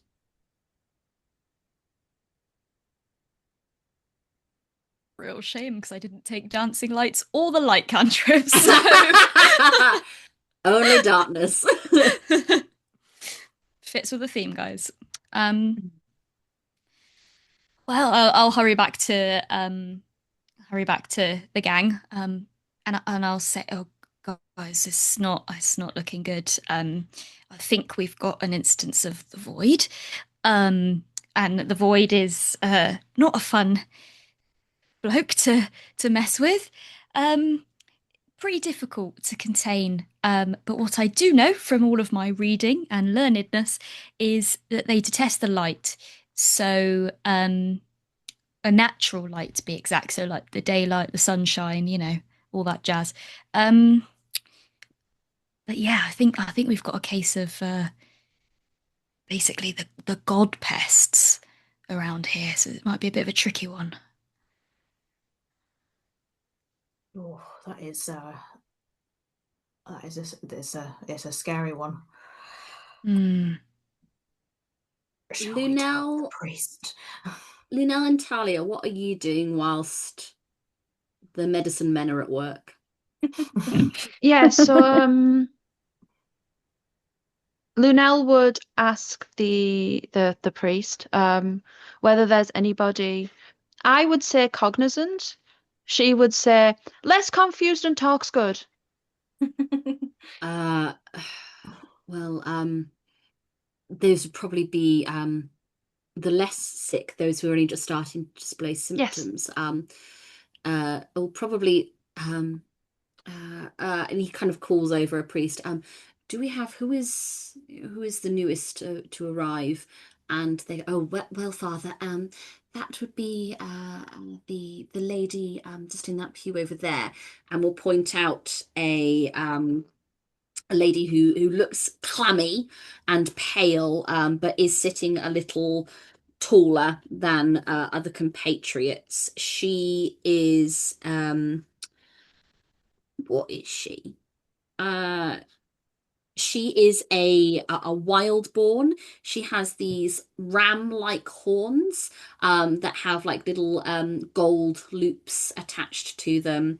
She has thick curly hair and olive skin and these almost like lamb-like ears.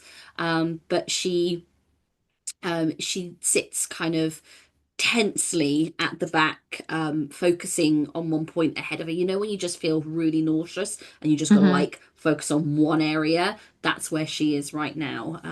But she looks to be more compos mentis than many of the others. Yeah, Lunel will put on her rag, which will reduce my my attractiveness rating or whatever it's called, appearance rating. Sure. And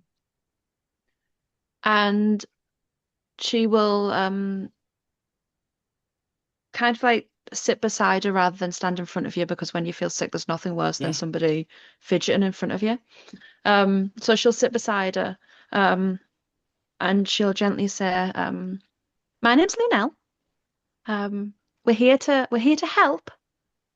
Can you tell me how long you've been feeling sick for?"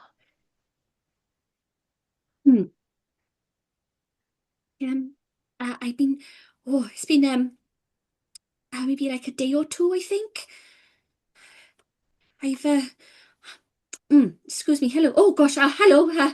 Didn't see you. It's okay. Oh, I'm just gonna look over here for a second. It's nothing against you. I just yep, just gonna look over here. No, it started about a day or two ago. I started feeling a little bit unwell, and I just been it's getting harder to sort of keep upright, you know. So I heard everyone was coming church to the father and that he could help, and so here I come, you know. Yeah, I spent a lot of time in churches when I was sick too. It's a good place to be for that. Oh yeah.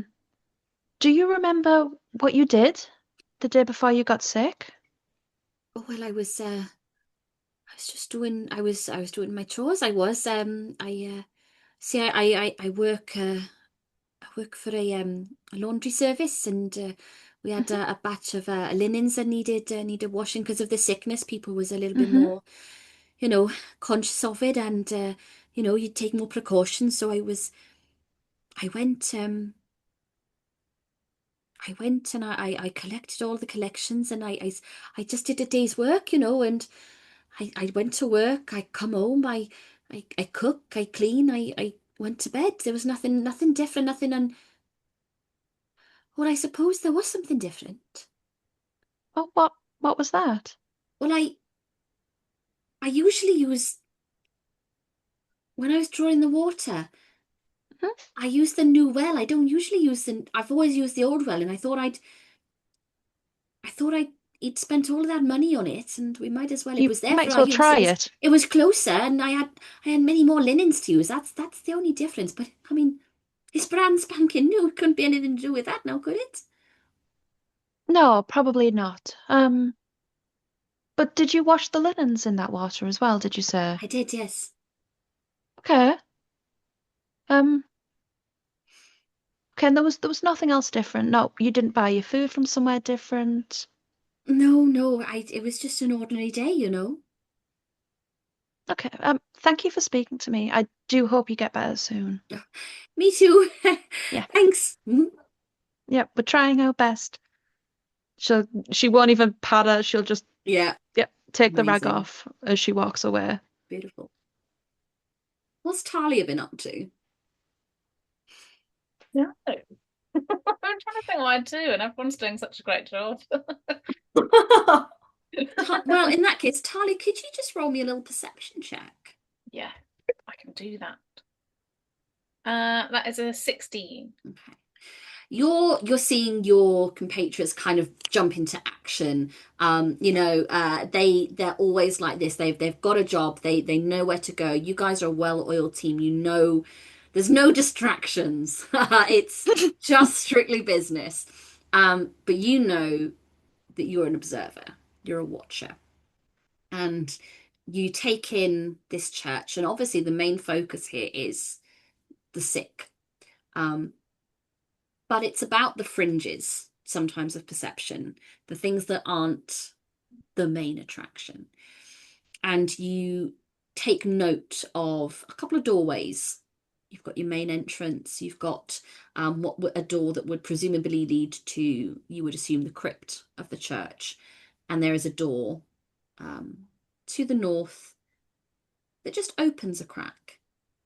And you see a sickly looking child, maybe no older than 6 or 7, step out, wearing a little white robe that has a little stain around the neck, and she has drawn heavy eyes, pale blonde hair as she steps out into the church, and is very quickly shrinking into the shadows of the walls of the church. Okay. I would like to go over, like, calmly and oh, hello. Hello, Are you all right? I'm poorly. Oh, darling. Are you What- all what- right? Oh, I'm all right. Me and my friends are trying to see if we can help a little bit. What's the matter? I don't know, but Mummy and Daddy were poorly, and so they said that I might be poorly, and so I'm here. And where are Mummy and Daddy? I don't know. Oh, I don't know. oh, it's all right. And I'm gonna give her a little, like, sort of side hug, like like they teach us in schools. Yeah, an appropriate side hug, and she with just that, these hot tears roll down her face as she sort of leans into you. Bless her. I miss my mummy. Oh, I know. Oh, sweetheart, it's all right. I'm scared. You're safe here. We'll look after you. What's your name? Tilly. Tilly. That's a lovely name, Tilly. My name's Thalia. Thalia. That's pretty. Oh, thank you.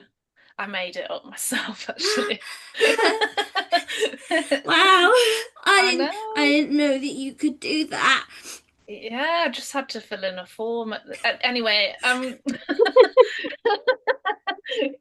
So as I'm giving her a little hug, I'd like to use my so with my divine domain, which is the plague domain, I can touch a willing creature to give them advantage on physical plague resistance for the next hour.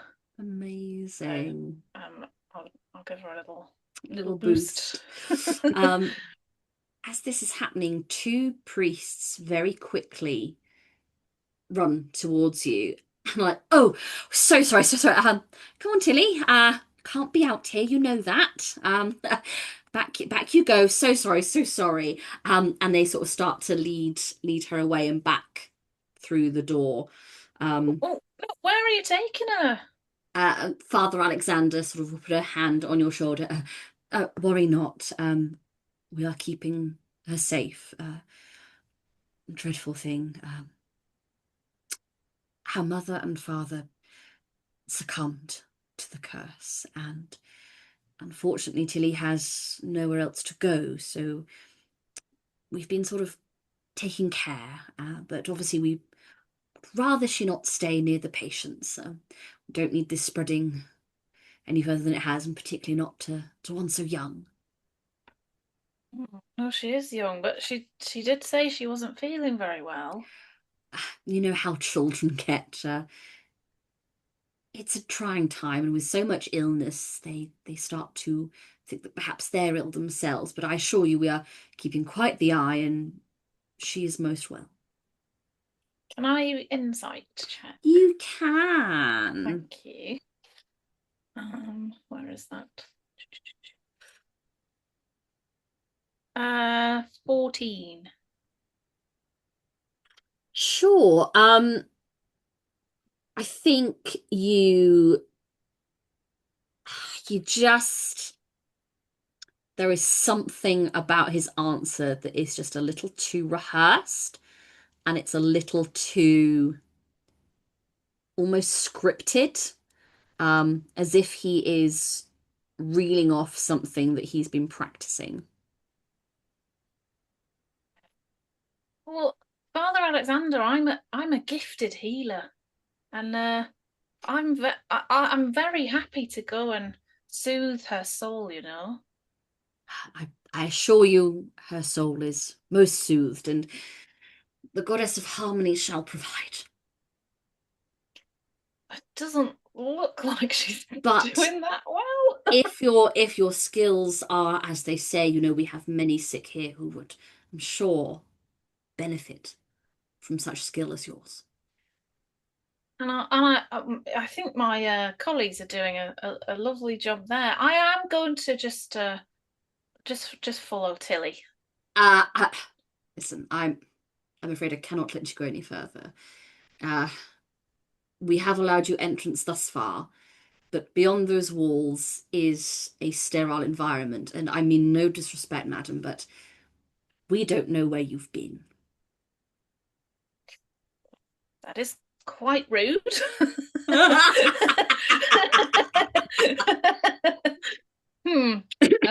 I mean, I saw her clothes, they weren't sterile.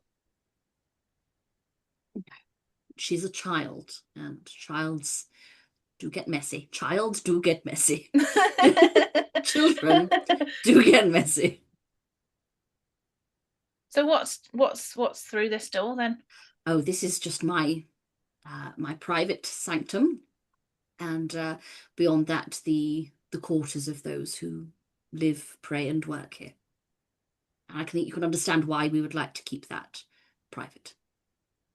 We have opened our home to the people, but even us members of the cloth must have a little privacy.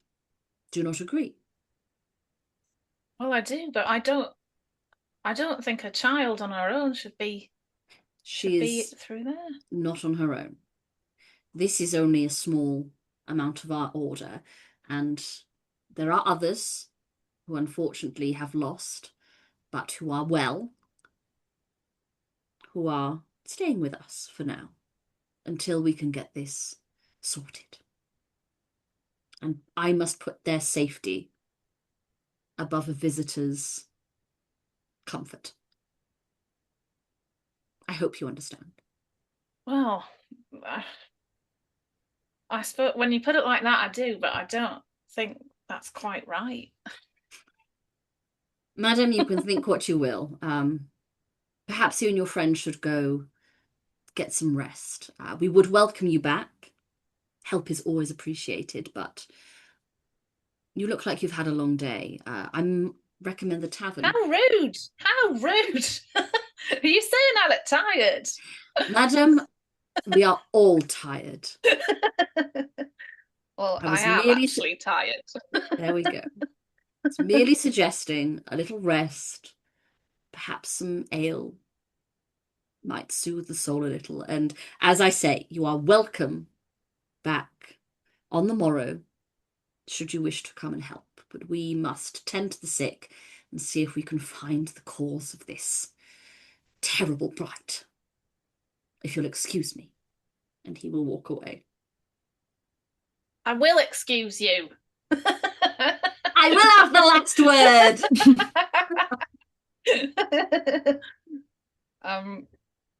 Cool. I'm gonna go and find the gang. Perhaps we shall reestablish Avengers Assemble and let them know.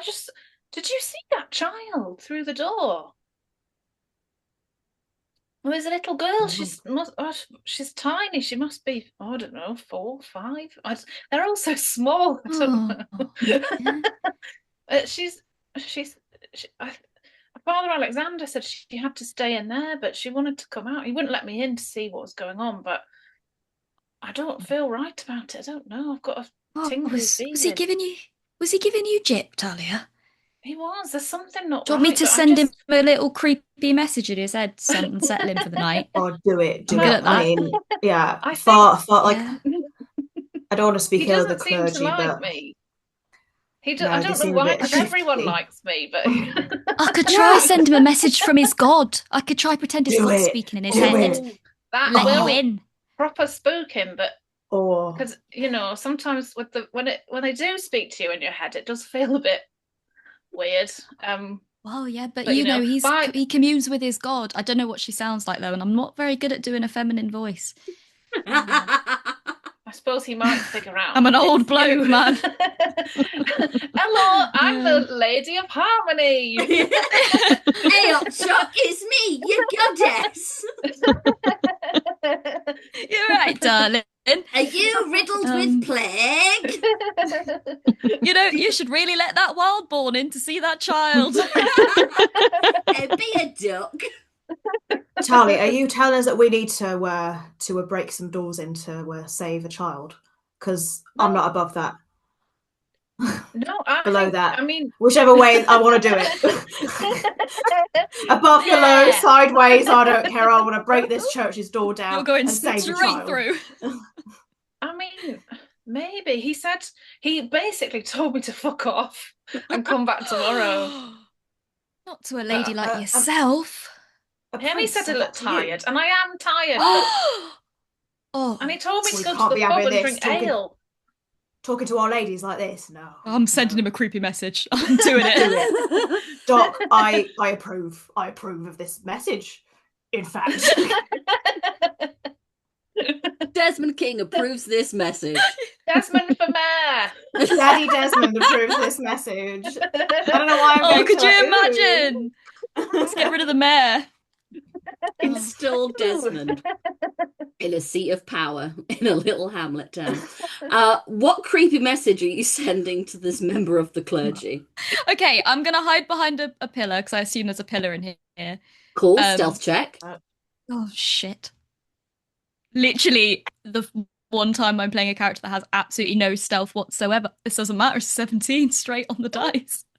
Dragonbone Industry! Yay! You are seamlessly hidden behind a pillar. Okay, I'm going to peek round and I'm like very carefully going to point at him.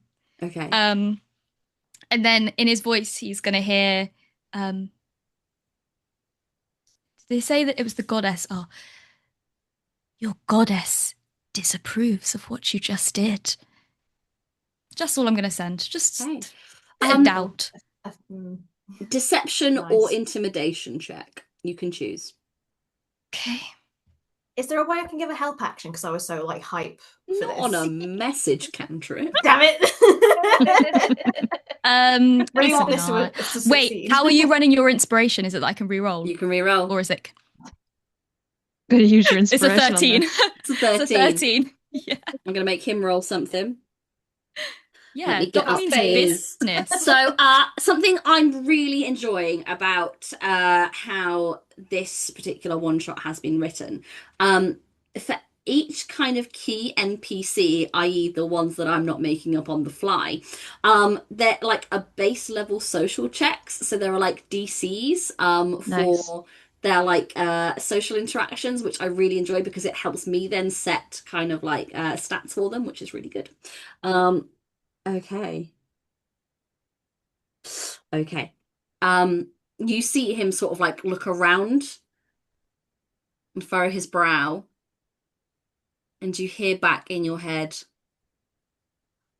"Oh, you are playing in things you don't understand. You're going to be a lot of fun to eat." I've just blown the whole case wide open. I think you see Doc's eyes go wide at the realization of what's happening here. And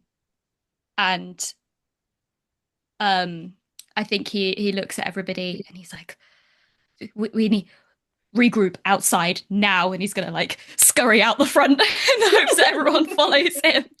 Why, Doc, did he soil himself? I nearly have. Follow me.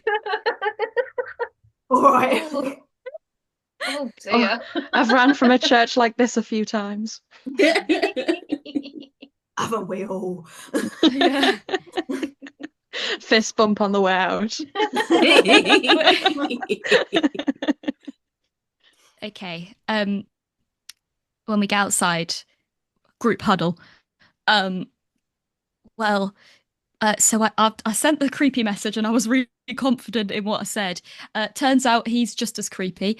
And the message I got back wasn't him. It was some... I'm just going to put my luck out and say maybe it's a thing causing the plague. Because it sounded very scary and it said that we're messing in things that we shouldn't. But it's going to be very fun to eat me. So... Well, I think, I mean, yeah. I feel like the void. I feel like I've heard somewhere. I can't really remember now. Could it possess? Is that correct? Because maybe he is the plague now. Yeah, I maybe. would say posthumously on your checks that you made earlier, you would know that yes, there are 'cause I think there are creatures of the voids that can possess. Yeah, because I think I wrote it down, but I don't know if I was like, did I make that up in my notes? Just wanted to double I'm check. gonna fill in the gaps. Yeah, just Well, priest plague. Oh. yeah, man, the worst kind. Oh, that's rude. Priests are all right. Thank you very much. Yeah, well, no, not you, Your best friend Thalia. is a You're the cleric. best kind. Yeah, but different. Just this one. Sorry. Yeah, just this one. one's built Here we on go. falsehoods. This one's I built am on one of the falsehoods. good You're ones. not. You are. And Yeah. he was so rude to you. So He was rude. Now it all makes sense. He was possessed. No one who wasn't possessed would be so rude to me. No, I'm a delight. exactly. Do you know what? I am glad that we've gotten to the bottom of this because I was starting to, and no offense, Lunel, I was starting to get a bit scared that Nox might have been the void because, you know, you can't always see the void. And I was a bit worried that maybe it attached to you. So I'm very, very glad that it's not that. I can sleep easy tonight. Wait. He said he's not. Great. Good. He's certain. very reassuring. Very So how reassuring. are we going about? Lunel, did you find anything about your chats with the sick? Yeah, a little bit. So I spoke to a woman who's like a laundry person. And she did everything that she does pretty much every day. except for she used the water from the new well instead of the old well when washing the sheets. But if that's the case, then there's a lot of people with plague water sheets in their bed. Ooh, dirty laundry. Oh. The new well. Well, it's clean, plague-ridden laundry. Okay, yeah, sure. Yay. She had very calloused hands, so I think she's a very good laundry person. Works hard. Yeah. Yes, yeah. So clean but plaguey. Cool. Maybe so. It's either the mayor poisoning with his new well, or it's bloody rude priest void man poisoning. Or they're working together. Well. Yeah, they're working together. Corruption at the peak. Then I You guess hate we to need to see it. find. Guess we need to find who this Reed is, because if Reed is putting pressure on the mayor, What's the priest's last name? Maybe- Did we get it? An enemy of my enemy is my ally. Is that the way around it is? You got yeah. I think so. Let's say that's right. Wait. Nox is giving me the thumbs up. That's the right way around. Okay, sure. Did Yeah, we catch maybe. the priest's last name, by the way? He didn't give it. Huh? He didn't give you one. It's not uncommon for like priests just to give their for sure. Given name. But Is there a with like sign mother or outside, father. like the I was parish gonna say, priest is? It the just reverend? it just says the Father Alexander. But again, it's not uncommon practice for that. Like Yeah. once they have entered the clergy, Yeah. they tend to forgo those familial ties in honor of their god or goddess. Should we You know what, should we it's- poke it our head is- in and just go read and see if anyone's Yeah. I feel like do that? Reed's. I don't Yeah. know. I feel like Reed's not going to be there. Read. you hear someone from the back go, I can read. Me too. Well done, darling. Yes. Yeah. Okay, well, Reed's not here. That's foolproof, that method. Okay. Well, what's the time? The time is probably about lunchtime. Oh, bloody hell. Belly says it's lunchtime. Who? The belly, my belly. Oh, I thought you had Belly. another one. I thought you had Knox and the belly. I was like, what's happening? Belly. We've got Yeah. our picnic, but shall we could go back to the tavern. Oh, Yeah, I we mean, we could go and ask Ank about Reed yeah. Oh, I think and that have sounds another like fun. Oh, we charcuterie could board. have another glass of wine. I don't Have a think lovely he's going to chat let. with them. Guys, I don't think he's going to let me have another charcuterie board. How long We've is got it? wine. You can have We've one got of mine. picnics. I think All we're right, all yeah. charming as a group, so I think if we just put the charm on, he'll let it slide. I think. Oh God, I'm really You'll be not that fine. charming. Oh, Doc, I think you're very charming. Oh, We wouldn't thanks, be Des. friends This is if you why weren't we're so best charming. friends. Exactly. Look at us two Yeah. charming lads. Charming lads. Yeah. Charming lads. Our little charmers. Oh. Charming lads. You know, Charming lads. charming lads. To be fair, like as soon as you start singing, I think Doc would start dancing with his cane. Start like, Do the whole- doing this. Yeah. There's people dying here, and you're doing a little Oh, musical so, I number mean, tap dance. Well, you've just got to have some levity in these times. Yeah. See, You got gotta, yeah. you can't You let go gotta of whimsy. dance. Exactly, you got to dance during the plague, or I've or adopted probably all lost. of your accents at this point. I don't know what's happening. I came into this going, now I know we will giggle because it's us. I thought maybe we might take this one a little bit more seriously, but no. Instead, we've got charming lads. Charming lads. Sorry, Elliot. Sorry. We love you, Elliot. We love you, sister. I think Yeah. you're We're having welcome, lots of Elliot. fun. You're welcome. Yeah, We're this just is going to a boost delight, Kickstarters. Listen, Elliot, we will do an advert for you with a full rendition of Charming Lads. I'll write lyrics. I will write lyrics. I'm prepared. We will do Oh, choreograph please. Charming Yeah, lads. we'll get back into costume. I'll Yeah. come back down. We'll record it. Yeah. Anyway, what are you charming lads and luscious ladies doing? Going to tavern. Back to the tav? Asking about Reed. Okay. You're back at the tavern.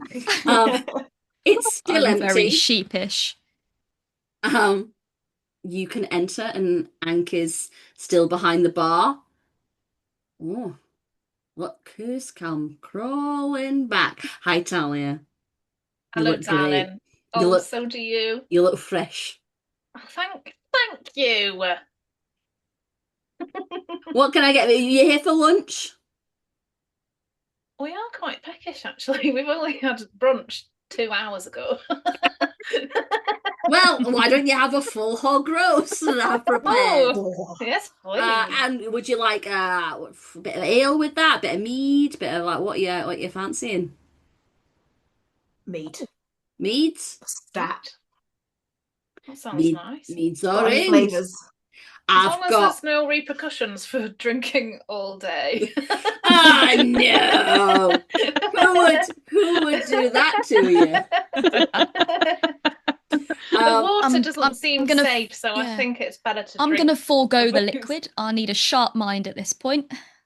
So Oh, and you're going to get one of those, are you, from not drinking?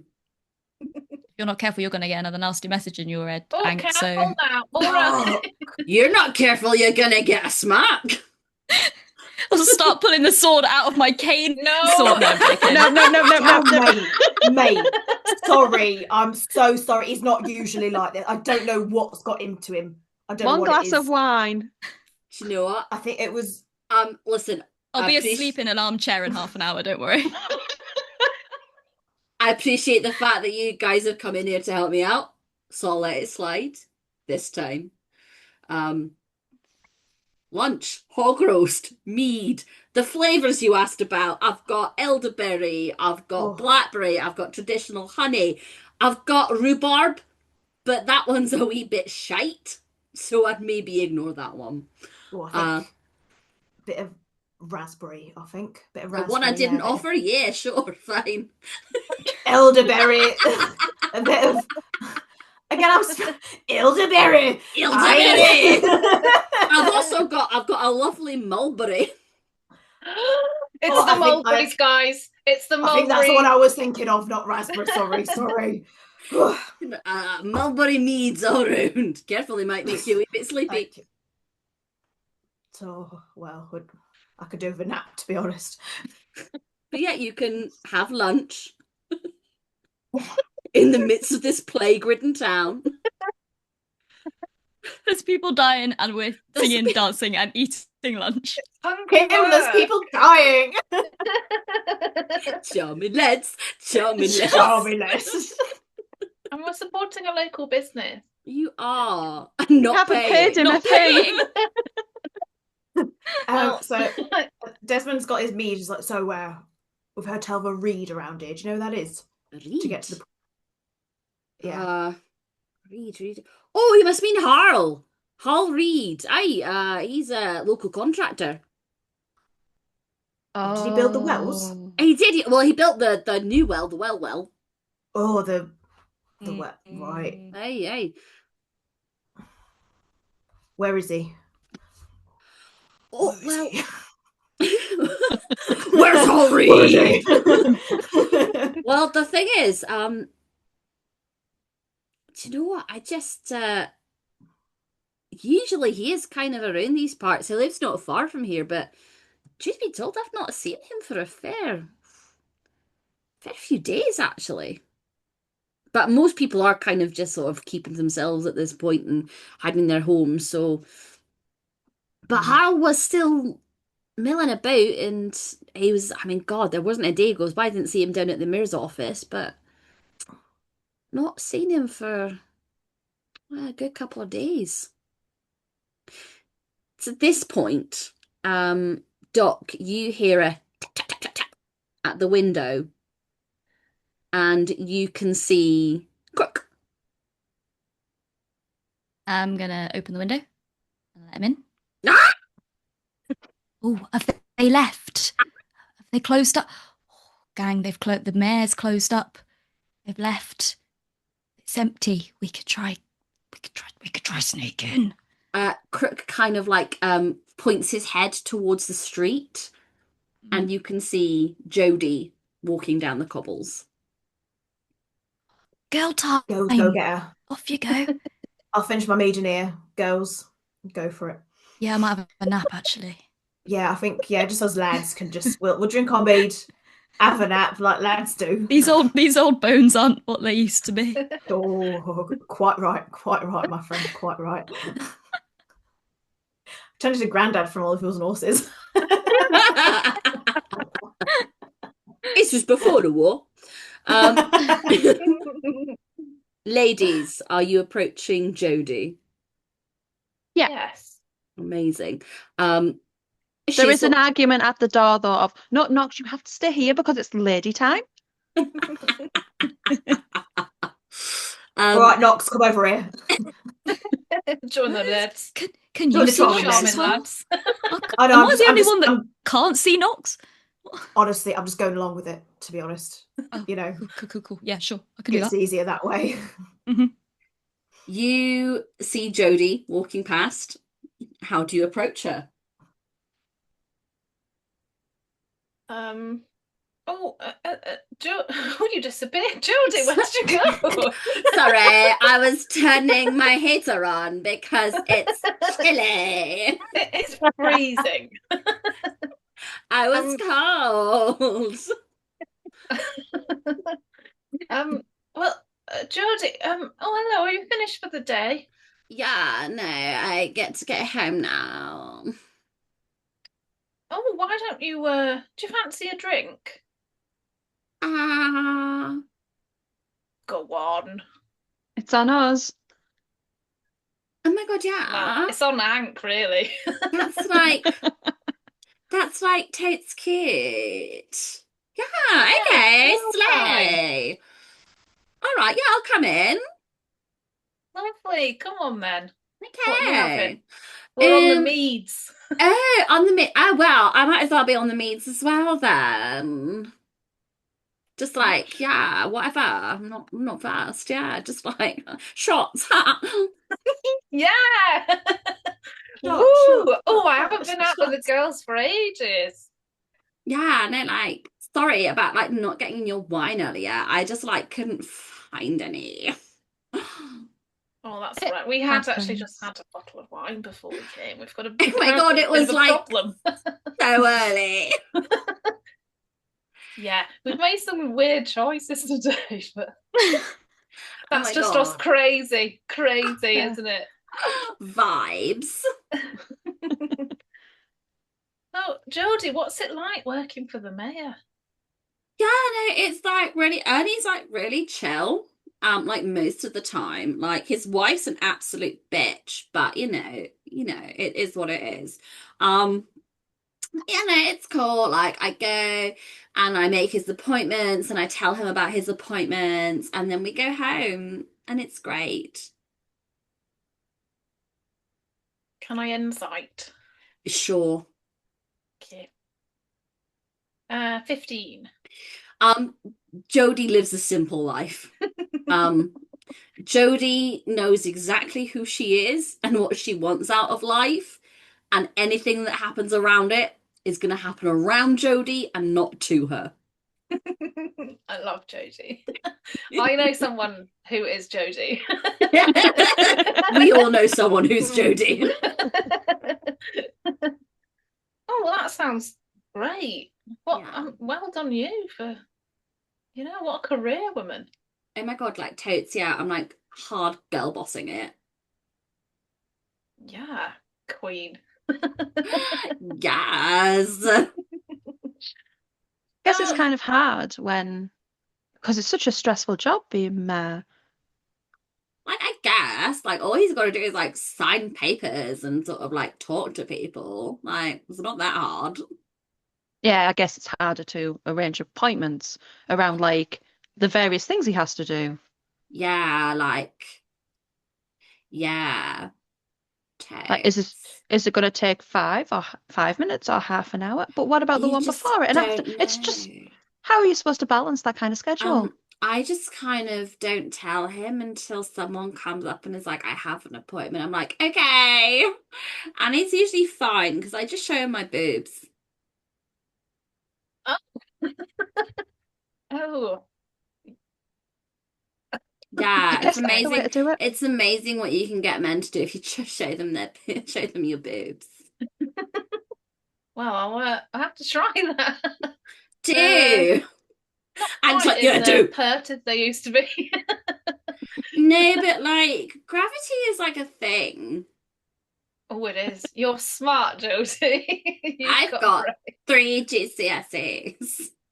Wow. Biology, chemistry, and physics. Oh, I love a girl in STEM. Yeah. Anyway, time's ticking on. This I is think weird. I've been possessed by this character and I'm scared. Oh, get me out of this. Jodie, who is okay? I'm just gonna say it. We're friends now. Yeah. Who is Hal Reed? He's like a builder. And he built the well, didn't he? Yeah. So why is the mayor scared of Reed? Oh my god, because like, okay, like just because we're friends, like Besties. besties. He like is like totes kind of like blackmailing him. It's like a total scandal. Okay, so like I'm just saying, okay, and I'm only saying because Ernie forgot that he was meant to have dinner with me and not his stupid wife last week, okay, and so I'm pissed at him. Ernie was like totally used money that like the town totally didn't have to build that well, and Hal totally knows about it, and he's like trying to get more money off of Ernie to like shut up about it. It's amazing. Oh, bit of blackmail, crikey.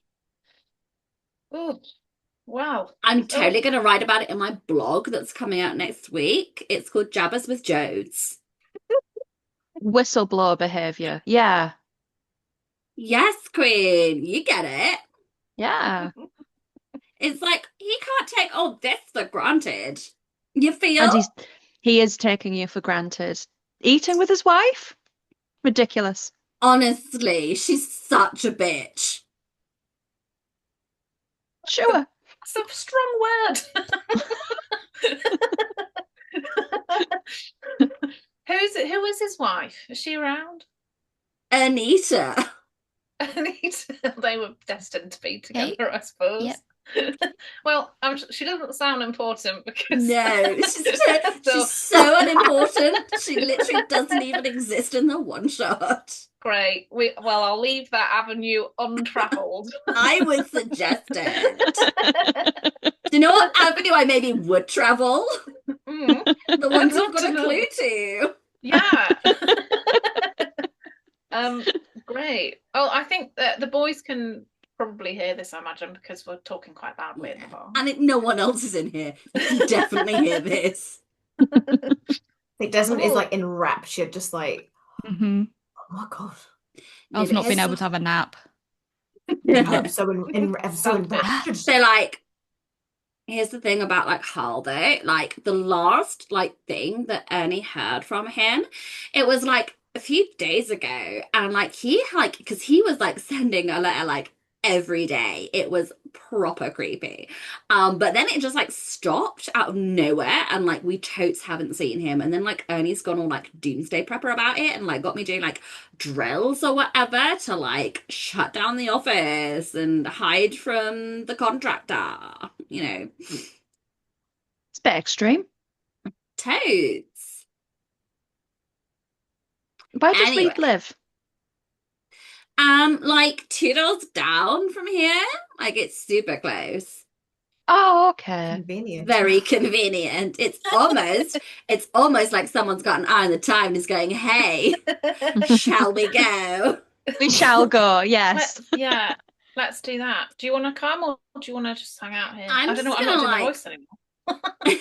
That's fine. I'm gonna like probably just go home and write my blog. Mm. I Good plan. can't wait to read it. Will you send it to me? Absolutes. All right. Bye, darling. You take Mwah, care. mwah, mwah, mwah. Bye. And she Bye, leaves, babes. never to be seen again. That is us being told. Right. Well, All right, let's darlings, go you have a to good, read. good girl time then. Oh, it was She lovely. wasn't much of a girl's girl. No. Really? No. Oh, that. Okay. No, Oh, that's not a much of shame. a was- isn't girl's it? girl. Whilst we're here, do you Okay. think we should maybe not me? We should maybe ask Ank about the church, if he's got any information on Father Alexander and whatnot. That's probably Yeah. just to cover all our bases. Yeah, it's probably for the best, isn't it? Yeah. Go on, I mean, I'm Thalia, pretty you've very got it. quickly. suspicious, but Ank. Hey, hey, All beautiful. right. I'm all right. You're right. You. Oh. Right, we've just been to the church, which was Right. lovely, quite rude. Weird things happening there. Lots of ill people. Well, that's And, where you go when you're ill, isn't it? Because they're all healers and stuff. No, yeah, but they don't seem very nice. What's the deal with with Father Alexander?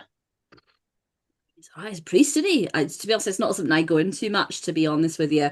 But he's an all right lad. He's been here a while now, actually. He likes his books, does a lot of reading. He has dropped in here from time to time, but, he's been quite busy lately with all the, sickness. He's not been out of the church much, but none of them have. They've been really looking after the sick.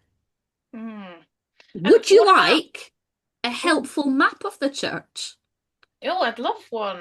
Here you go. And pulls out from his Thank you. handy pamphlets a map of the church for you. Oh, thank you, Ank. That's very Anything for you, kind. darling. And do you know Tilly, the little girl? Tilly, I know. I mean, I don't really know many of the kids. You don't get many kids in the tavern, to be honest. So, We shouldn't, no. Okay, right. Well, we're gonna go to Reed's house and then storm a church, I suppose. well, have fun. Be safe. Thank you. I'll see you later. You keep the bed warm, won't you, darling? I will. Are you going to Hall Reed's house? Yes. Yes. Yeah. Nice. It's a couple of doors down. It's a very well-appointed abode, with a very fine outdoor with a little picket fence around it. Very, very well built. The lights are off and there appears to be no signs of life. Okay. Tuck my cloak a little bit closer to myself. Rag on. I think Desmond's going to just go up to the door and just kick it in. You can check if it was open. Strength check. No, I was going to kick it in. Got business to attend to here. Right. I love the idea of 14. Desmond doing this and Lunel just bamfing in onto the other side where it's shadowy and just being on the other side as he Yeah. smashes the door in. Sorry, what was your check? At 14. 14. Boom! The door is blown off its hinges, and there is no response. The house is dark, and you can just see in front of you a foyer leading to a clean but modestly appointed abode. Right, if there's anyone in here, come out now. Hands up. Won't have any bother. Do you step in? Yeah, I think Desmond's in at this point and shouting like over the threshold, just like Amazing. Make a dexterity saving throw.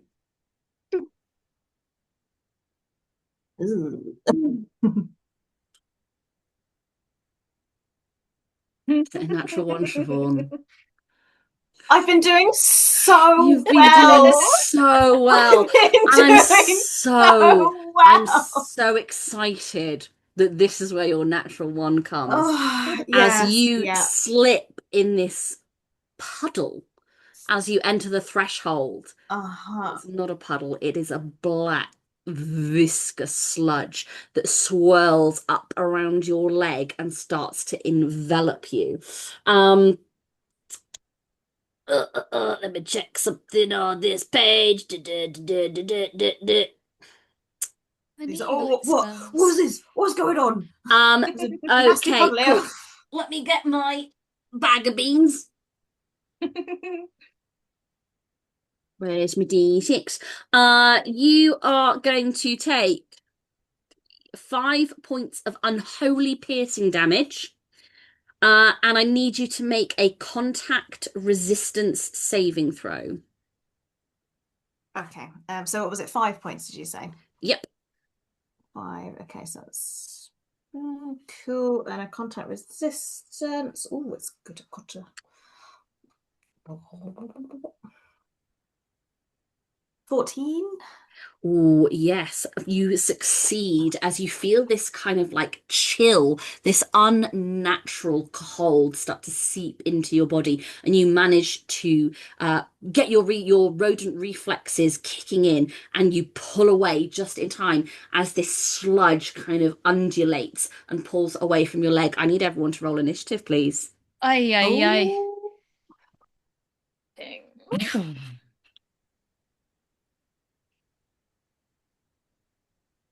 14 from me. Thank you, Thalia. 18 for me. Thank you, Desmond. 22 for me. Thank you, Lunel. And a big 2. Thanks, Doc. You're welcome. That's why. That's because Doc didn't get his nap. Yeah. He's struggling, man. He is struggling. Okay, Lunel, you are first up in initiative. What do you do? Okay. Give me a moment. I'm figuring out what I can do because there is a lot.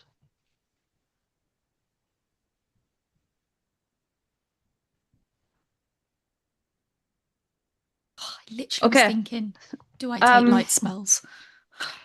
So I'm going to move Nox in. Okay. And then so he can move up to 30 feet. Mm-hmm. And then he's going to. Is this a creature? Like. It is. Is it something that he can grab? Yes. Yes. Okay. Then I will use my bonus action to Death's Grasp. Ooh. With Nox. Which means that whenever a creature, so if the creature's within 20 feet of me, which I assume there it is, it needs to make a wisdom saving throw, please. Okay. It has 0 to wisdom. That is 11. It's a 12 DC. Yay. Ooh. So Nox, people can't really see this, but what happens is Nox clings to the enemy, and then every first attack against the enemy gains advantage each turn. So everybody here gains advantage every turn. And then on the beginning of the creature's turn, they have to retake that wisdom saving throw, or it just goes round again. Amazing. Okay, fantastic. Anything else from you? Yeah, and then she's going to flick up one of her daggers and fling it at it as her action. Incredible. Make your attack roll. Ranged attack, yeah? Yes. Go. That's a 15 to hit. It's gonna hit. Is Desmond technically within range for me to add my sneak attack? Yeah. Okay. So that's 4 damage. 7 damage to it, please. How'd you kill it? Oh, she just flings the. Oh no. How do you kill sludge by flinging a dagger into it? I think she more like throws the dagger so close that it pulls it away from Desmond. Amazing. And maybe that's what it makes it collapse. Yeah. And then she shouts, "Grab my dagger!" So your dagger kind of clatters to the floor, this like little mosaic entryway, as this sludge sort of disintegrates. It comes apart. Like, you know, you'd get like slime as a kid, and you'd like, if you pulled it really sharply, it would kind of harden and snap, almost like that, as then it seeps into the grouting of this floor and disappears, and silence remains. Good job, Nox. Oh, thanks, Lunel, and Nox, thanks. Yeah. Thanks, Nox. Never Here's gonna, your dagger. Thank you. never gonna doubt Nox again. No, maybe I shouldn't have been so gun-ho with that, eh? But It worked out. yeah, You're not hurting you? fine. I mean, a little bit, but nothing to me. It's nothing. Okay. As long as you're okay. I'm all right. Fine. Well, I suppose we'll have to burn this house down to the ground. Oh, I think so. So, yeah. I've got matches. Do I have matches? Maybe. Who knows? I do. Well, Lunel. Should we check that Reed's not in here before we burn it to the ground, maybe? I mean, I did shout and no one answered, so. That's I shout again. He hasn't answered. His family might not want him cremated. That's all I'm saying. His family might not want Funerals him. are expensive. Again, I'm acting very rash, so I'm just feeling a lot of feelings, you see. So Yeah, take a leaf out of my book, Desmond, and don't act so bright. You saw what happened in the tavern with me and Ank, and I got a bit too leery, didn't I? So just chill a bit. Yeah. I think I'm just riding on those emotions, you see. Yeah, sure. Just to chill. Yeah, it's fine. You got this. Push them down in a really healthy way. Yeah, men. Whatever you do, don't you talk about those feelings. You keep them buried inside. Not in front of Me you. crying. Not in my lifetime. I'm going to suck that tear right back up into the duct, you see. Therapy? Never heard of her. All right. Are the curtains drawn in this place? The curtains are open. Aye. Yeah. Okay, I was going to open the curtains to get some natural light in here. That's ringing in my ears is the natural light. So I'm very aware that I'm not useful in this situation, guys. So I'm trying to do what I can. In the interest of time and to expedite what you're getting at, everyone can make me an investigation check to check this house. No. No, I cannot. Oh, that was a Siobhan 9. An 11. Or a 9. A 9 and 11. A 6. Jesus Christ, we're never getting out of here. We're never getting out. Let's just go to the hay bale. Do you know what? We tried, guys. We should just burn the town down. We're good. Yeah, I have a +7. I have a +7 to my investigation as well. It's so bad. Here we go. Kill a priest. You know what? It's a low DC. This house is definitely empty. There is a plate on the kitchen table of like bread and cheese that has gone stale, and it is clear that this house has not been entered in a good few days. So there's no bodies or anything? No. Oh. Well, Thalia, I reckon he's at the church. There was something about a hidden room with the child in it, so maybe all the secrets. Oh yeah, sorry, I forgot. Sorry, it's easy. I mean, it's been a day, Thalia. It's been a day, hasn't it? I was thinking what a shame. You've been flirting away. You've been flirting. It's fine. I understand the emotions that flow through you with. Not that I know about. No, Desmond. No emotions. I'm sorry.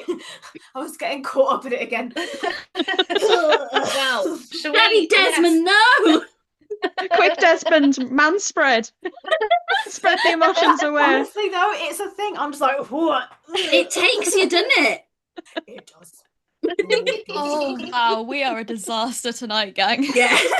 Only tonight. Never any other time. Right, it's going to be hell to edit, Steph. I know. I love that we've just this. I love that we've we've gone to the church. We've pretty much found it out, but we've gone, do you know what? We're going to go for lunch. We're going to go enter an empty house. We're going to have a chat hog roast before I defeat. We're going to have a chat with Jodie, and we're just circling right back round. Yeah. Right, well, let's trot over to the I'd like to do a disclaimer. I always let my players play the way they're going to play. Today, I'm like, no. I'm going to hold your hand as I try and steer you away from this. No. And yet you're just like, no, we're going to go for here. We just want to make campaigns out of every one shot. That's We do. We're like, this is too nice. Let's do it again. I can't play Doc again. Doc's ruining me. He's ruining my life. Please. He's so useless. I can't. It's not even the mechanics as well. Just him as a character is just useless. So funny. What to the church. Doing? To the church. Back to the church. The light is now beginning to fade. Good. The sky is turning a kind of burnt orange as the sun begins to set. The shadows are lengthening as you make your way to the church. The braziers outside still burn. But on entering, it's a different energy to the one that you experienced earlier today. Whereas before, there was sickness, there was illness, but there was also a real sense of community and of homeliness. That is all gone. There is an unnatural quiet as you enter, and you do not see the sick that you saw earlier today. The pews are all empty. There is a smell of decay, a tang of metallic blood as you enter this cavernous space, completely devoid of life. What do you do? It's a bit disconcerting, isn't it? Where's that door? So I can break it in again. Yeah, up here. I think it's the northeast. Oh, the You've west. got a map. You have a map. Do you have a map? Yeah, but also I saw it earlier, so I saw it with my eyes, and it's up here. You do know that the door to the kind of private sanctum is to the northwest. There is a door to the northeast that the map says leads to the crypt. I'd rather not go on a crypt unless I have to. So Sanctum? Sanctum. That's where Tilly went. Yeah.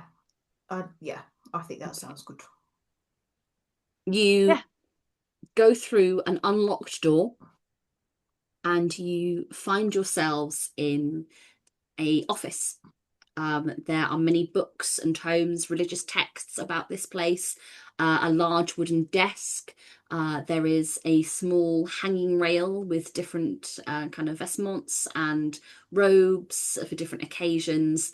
This is a working office. I don't see a kid here. Should we try Crypt.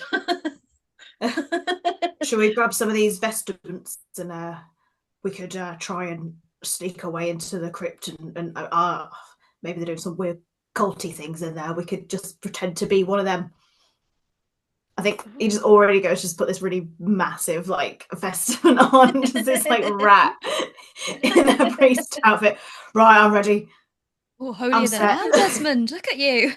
It suits and you. I'm not proud of it. I'm not a fan, but you know, for the greater good. I love your intentions, Desmond, but I after I tried to be menacing in Father Alexander's in his mind, I think he knows we might be coming. I think he knows we might be onto him. Right, you know what? I think that's why it's empty in here. Fair play, Doc. You know what? You've got the smarts. You've got the smarts. It didn't look very good anyway. It didn't really fit, did it? So now it rips it off. No, that's why we're so good need together. A belt to cinch exactly. It, that's all. Yeah.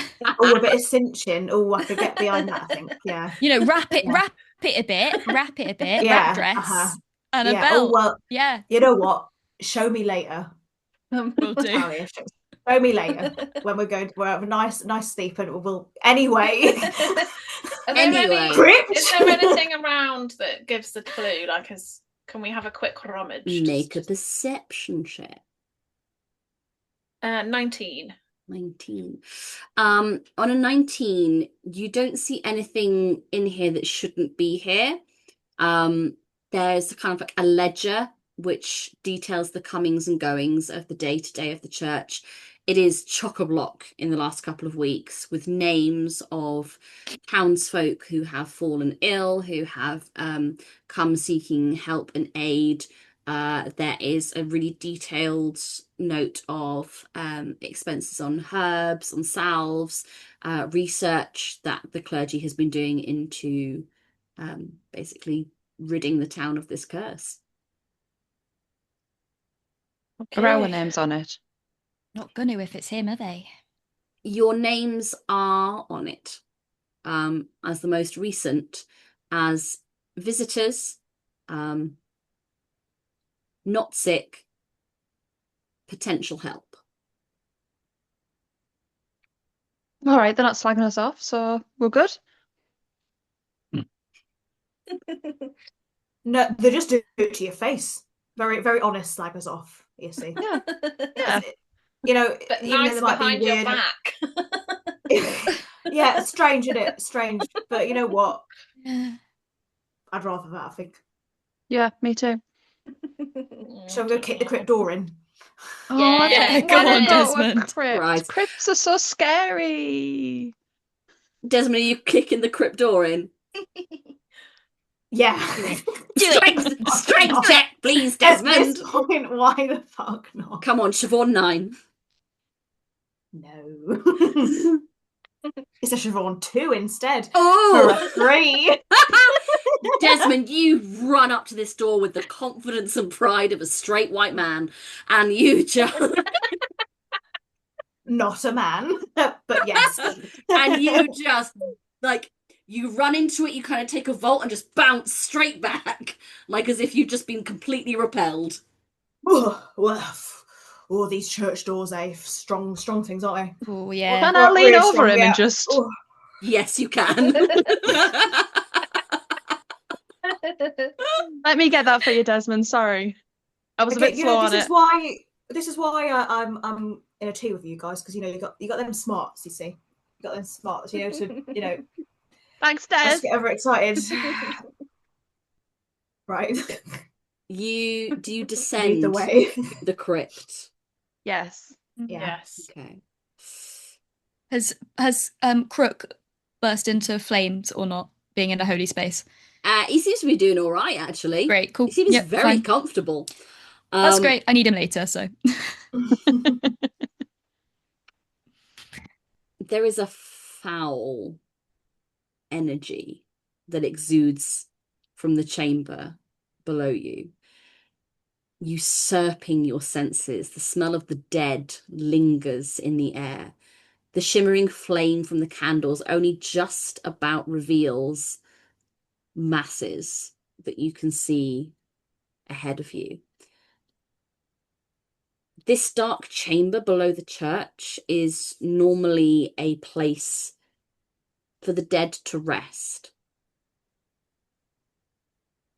But what you can see in front of you is corpses littering the floor here. Censers and incense have been used to try and mask the smell, but it cannot compete with the stench of the recently deceased. And you can see that whatever is happening here has claimed the lives of many.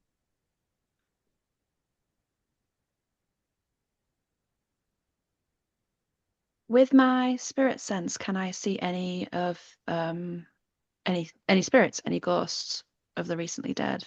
Sure. Yeah, I think you do actually.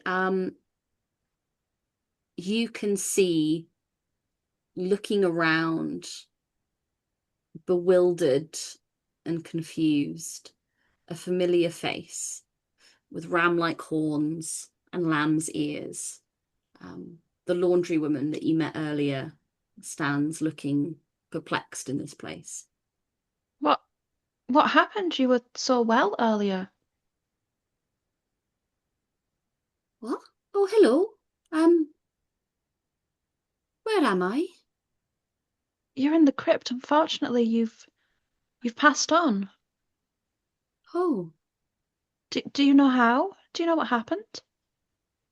oh, I swear I closed my eyes only for a second. I was so tired. I'm so cold. Yeah, it can be like that. If you pass over, it will be warmer. If you let yourself go. I'd like to be warm. I just... Can I go? Yes, you can go. I'm trying, but I can't. I feel like I'm stuck. Like I'm in quicksand. And it's pulling me down. Fight it. Fight. Make a... I'm going to say this is a persuasion check. Okay. Oh, nat 20. Which makes my persuasion 24. Kieran's dice are great. What's he complaining for? You see this wild-born woman screw her face up in concentration, and you feel through this connection that you have with the spirits, every ounce of her energy, her soul as it was in life, fights and fights, but she cannot break free. Just keep your head up. We're going to find a way to break you free from this. Just Right. keep fighting. I will. I'll keep fighting. I'll keep fighting. I'll keep fighting. And she keeps saying it to herself over and over and over again. Anyone who wants to in this space can make me a perception check. Because I was going to ask if I could specifically see the priest, Father Alexander. There is no living human in here. I'll just tell you that for free. All dead. Okay. Yeah. Okay. I don't see anything. No worries. Yeah, no worries. What did you roll, G? A 4. Oh yeah, no, sorry. I rolled an 8. Okay. 23. Thank God. Oh, thank God. Who'd have Desmond, thunk, right? You find in this place a tomb, a coffin. And as you sort of look around it, you know, I think you're sniffing through. There's a lot of scents in here, but you sniff out. You're able, I think, with your senses to sniff between decay and life. Yeah. And there is a sense of life around this coffin. And as you sort of look around it, you find that it has a false bottom. Can I kick it in, please? Strength check!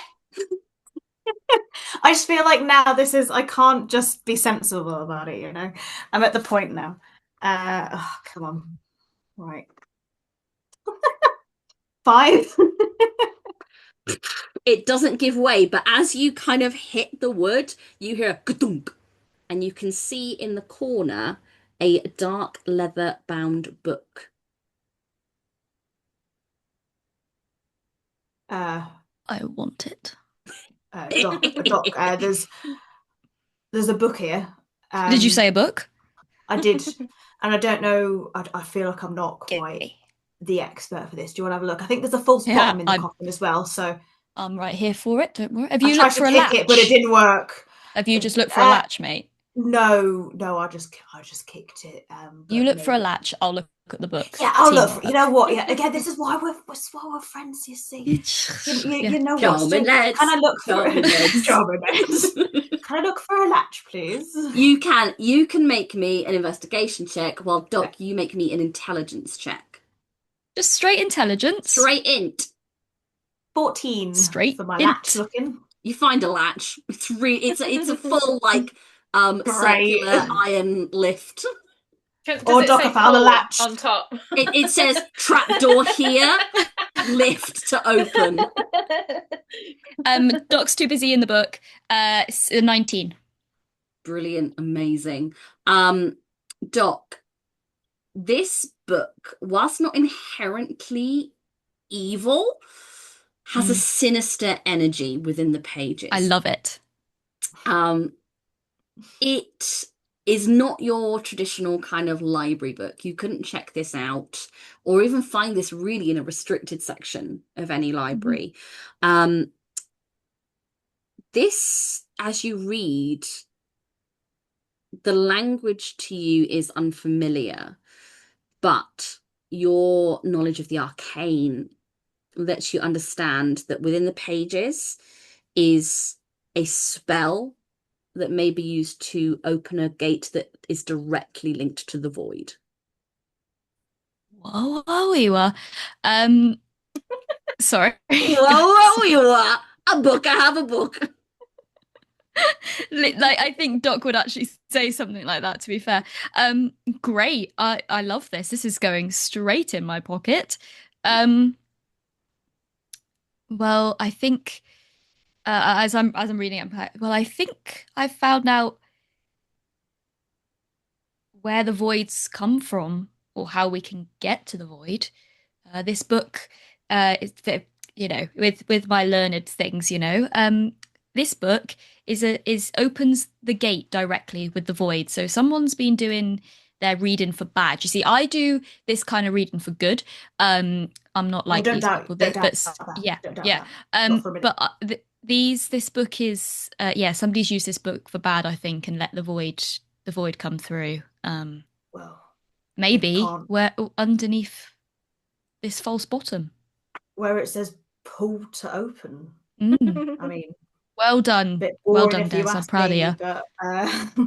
But I mean, we can't stand for this void opening business, can we? I think, as he's saying, it just lifts it up. Yeah, and there's a big arrow that says Undercroft this way. Well, it says Undercroft this way. I think we should. Let's go. Yeah. Literally, Charming Neds. Do you all follow? Yeah. You're all charming lads now. As you start to descend a staircase from this coffin, you are assaulted with the smell of chemicals and death before anything becomes visible to you. There is a low hum of harmonious voices chanting throughout what seems to be an echoed chamber. And as you breach the darkness of the stairwell, you witness a sinister scene in front of you. Strapped atop a stone slab at the rear of the room is a body. A man adorned with the markings of the void. His arm is stabbed with a large syringe, and black viscous material is drawn from his body.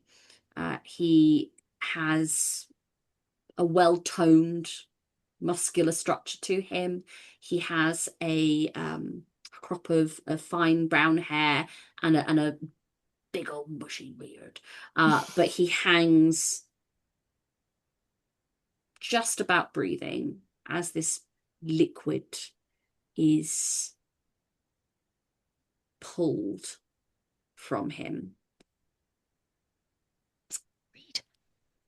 Read. It's got to be Reed. Is there anyone else? Desmond, it's got to be around? Reed. Make a perception check. 14.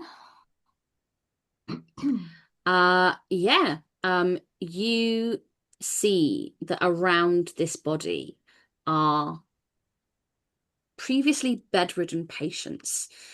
wandering the underbelly of this church. The gait of their step is broken, but not by poor posture or weakened stake, but altered by the void's very energy itself. Parts of their bodies seem to phase in and out of this realm before one of their heads snaps up at you with malicious intent.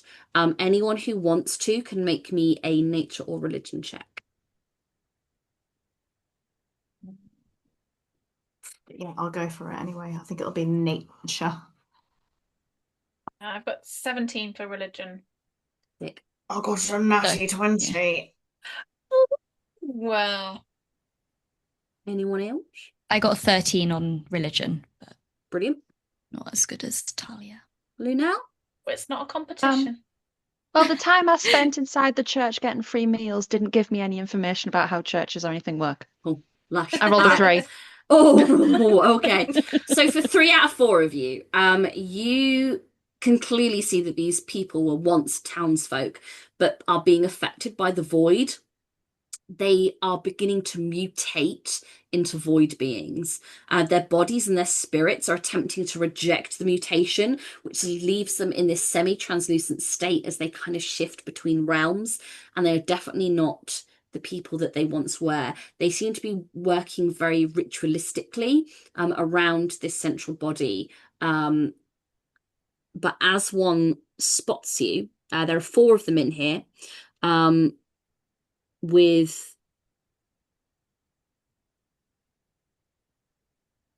I think we're rolling initiative. I rolled another nat 20. Siobhan, Nice. what is this? I don't know, that's a 22. Jesus Christ. I rolled another It's these 2. that- Oh. Oh, I feel like I've This is the infected you, worst G. I've ever rolled, I You've think. slept on my sofa and now it's just as... You Oh, have! God, You've that's what it's infected me! Yeah. Transparent. it's the I'm curse! plagued! I'm plagued! It's like It Follows, but with dice rolls and Yeah. sofa sleeping. I have one You. D20 left. This D20, well, no, I have more D20s, but this is the last one in my collection here. Go What- put them out on the moon. What did Lunel roll? 16. 16. And Thalia? 23. Wow. So Talia's Look up at us go. first. Wow. Jeez Louise. I'm just going to head back up the stairs. I'll see myself out, guys. Thalia, you are up first. What are you doing? So there's 4 of them, yeah? There are, yes. Are they, how close together are they? I would say they're all kind of centered around this body. They're all probably within about 20 feet of each other. Okay. I would like to, I'm going to, what should I do? How alive do I want to keep the body? I don't know. I think on your check you would know that these people are past saving. Okay, cool. I'm going. Okay, so Thalia is going to sort of dig deep into her feminine energy, and sort of like put her hands like down towards the ground and like rise, and she's gonna say rise up, and a swarm of disease-ridden vermin are gonna appear. And so it's a swarm on a 15-foot radius. I can't get them all. Cool.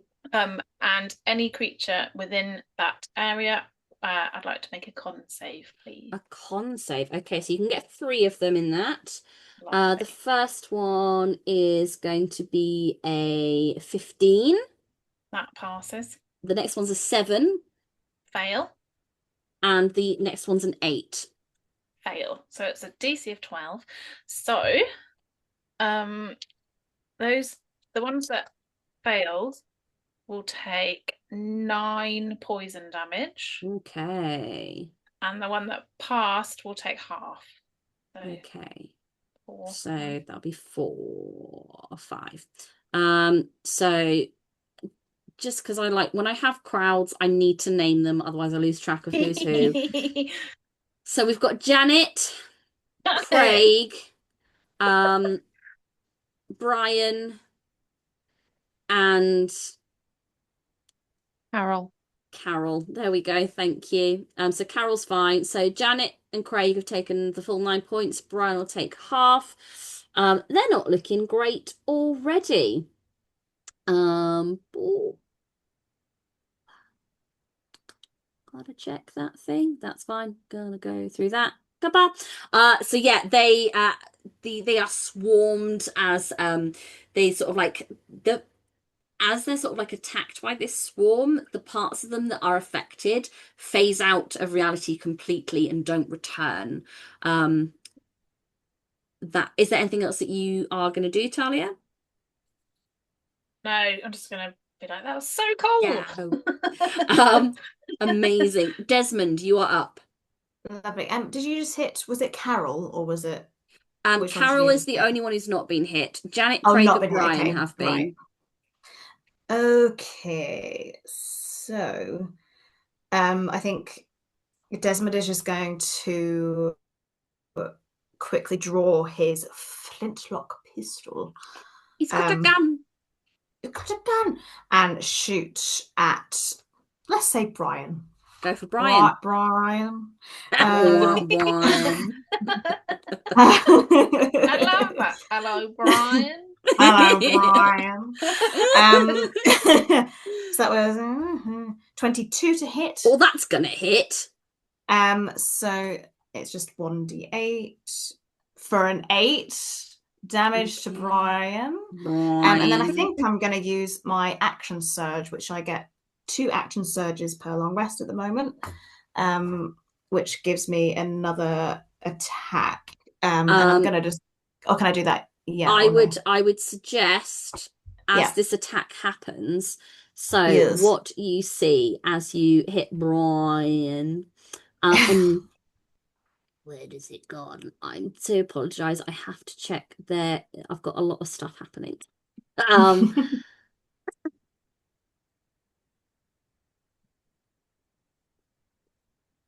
There's a thing that happens, and I know it happens because I read it earlier.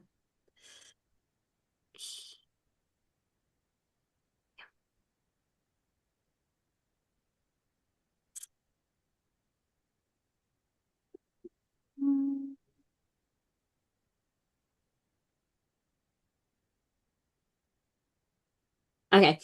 So yeah, as you hit Brian, this black sludge starts to like almost claw its way out of his cheek.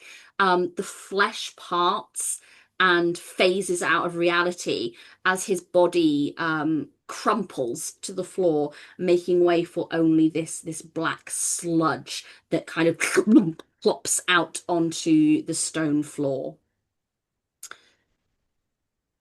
Gross. And I guess in that sense, I think Desmond would see that the sludge popped out and just target. Can I target someone else on an action surge? Yeah, no? You can. I'll let you do it. Yeah, I think I'm going to 10 to 11. I'll let you do it. Yeah. I guess I'll go for Craig. Cool. Craig is also sludging, by the way. Janet and Craig and Brian are all sludging. Oh, so maybe I'll go for Carol then. Up to you. The sludge is still moving. Okay, because I was going to ask if I could check, but I think, you know what? Actually, I'm just going to go Brian again. Just going to hit Brian. Why not? Brian. 15 to hit. Yeah. Lovely. And that's a D8. Oh, just a 1. Another 1 to another Brian. 1. So hang on. That is going to be. Yep. This sludge melts away into nothingness with your hit, leaving just a scattering of slimy residue along the floor. Good. Anything and that's else? it. I'm not going to move. I'm just going to stick because I think going up close would be a bit too much. Incredible. The 2 sludges that were Janet and Craig are going to. How much movement have they got? 30 feet. Yeah, they can get to you. They're both going to go for Desmond because you killed the lion. The Yeah. first one is going to try and make a bite at you. 11, 12, 14. Meets it, beats it. Sick. I need to flick my beans. Ehehe. Where's my D4s? I made the mistake of putting all my dice in this giant bag because I got excited and now I have regrets. You take 3 points Yeah. of piercing damage. And can No you worries, make no worries. a contact resistance saving throw, please? Yes. I feel like I've got. You know what? I can't read that quick enough, so I'm just going to make it straight. I think I've got something, but I don't really, at this point, don't care. Nat 1. Okay, that is failure. You are going to take Yeah. 1, 2, 3, 4, 5 points of force damage, and Okay. you gain 2 voided plague points. Okay. So keep an eye on those. Yeah, I've just put up. Yeah. Cool. The puddle, formerly known as Craig, is going to go for you as well. It's only 9 points to hit. No, that doesn't hit. No. He kind of tries to sludge towards you, and I think you feeling this cold grip at you, like as if something has grabbed at your heart. Kind of you instinctively draw back, and Craig misses you. Lovely. Carol is carrying about their business. And Brian is dead. Which is going to lead us to Lunel. Okay. First of all, I'm gonna have Nox attack the one which hit Desmond. Okay. And Go for that's Janet. 23 to hit. That's gonna hit. For 7 points of cold damage. This cold spreads like frost across this puddle as it shatters into 100 tiny pieces and into the very ground, and the townsfolk formerly known as Janet is no more. Nice. Okay, and then I'm going to throw my dagger at the other one that was attacking Desmond because I think it's still alive, right? Yep. Craig and Carol are still up. Yep, so attack whichever one attacked Yeah, Desmond. be Craig. For a 20 to hit. It's gonna hit. So 4 plus 7 points of damage to that one. Again, the same thing in quick succession. It kind of melts away into the stonework, leaving just Carol still going about this ritualistic movement around this body. Anything else from Lunel? Yeah, can I find somewhere to so use my movement to find somewhere to hide in the shadows? Yeah, I think within the shadows you can. If you make a stealth check for me. Yeah. So that's 18 plus 7, which is 25. Yeah, you're definitely hidden. Incredible. It is at this point from the shadows you hear. Oh, I tried to warn you, but you just had to poke around, and now you will join us in the void. As Father Alexander steps from the shadows and enters the fray, you see these dark lines down his face of just void black that carry down his neck, beneath his vestments, which are no longer white, but this deep black. Everything about him is long shadows, and you can see that the man formerly known as Father Alexander is absolutely no more, and only the void is present here. He is going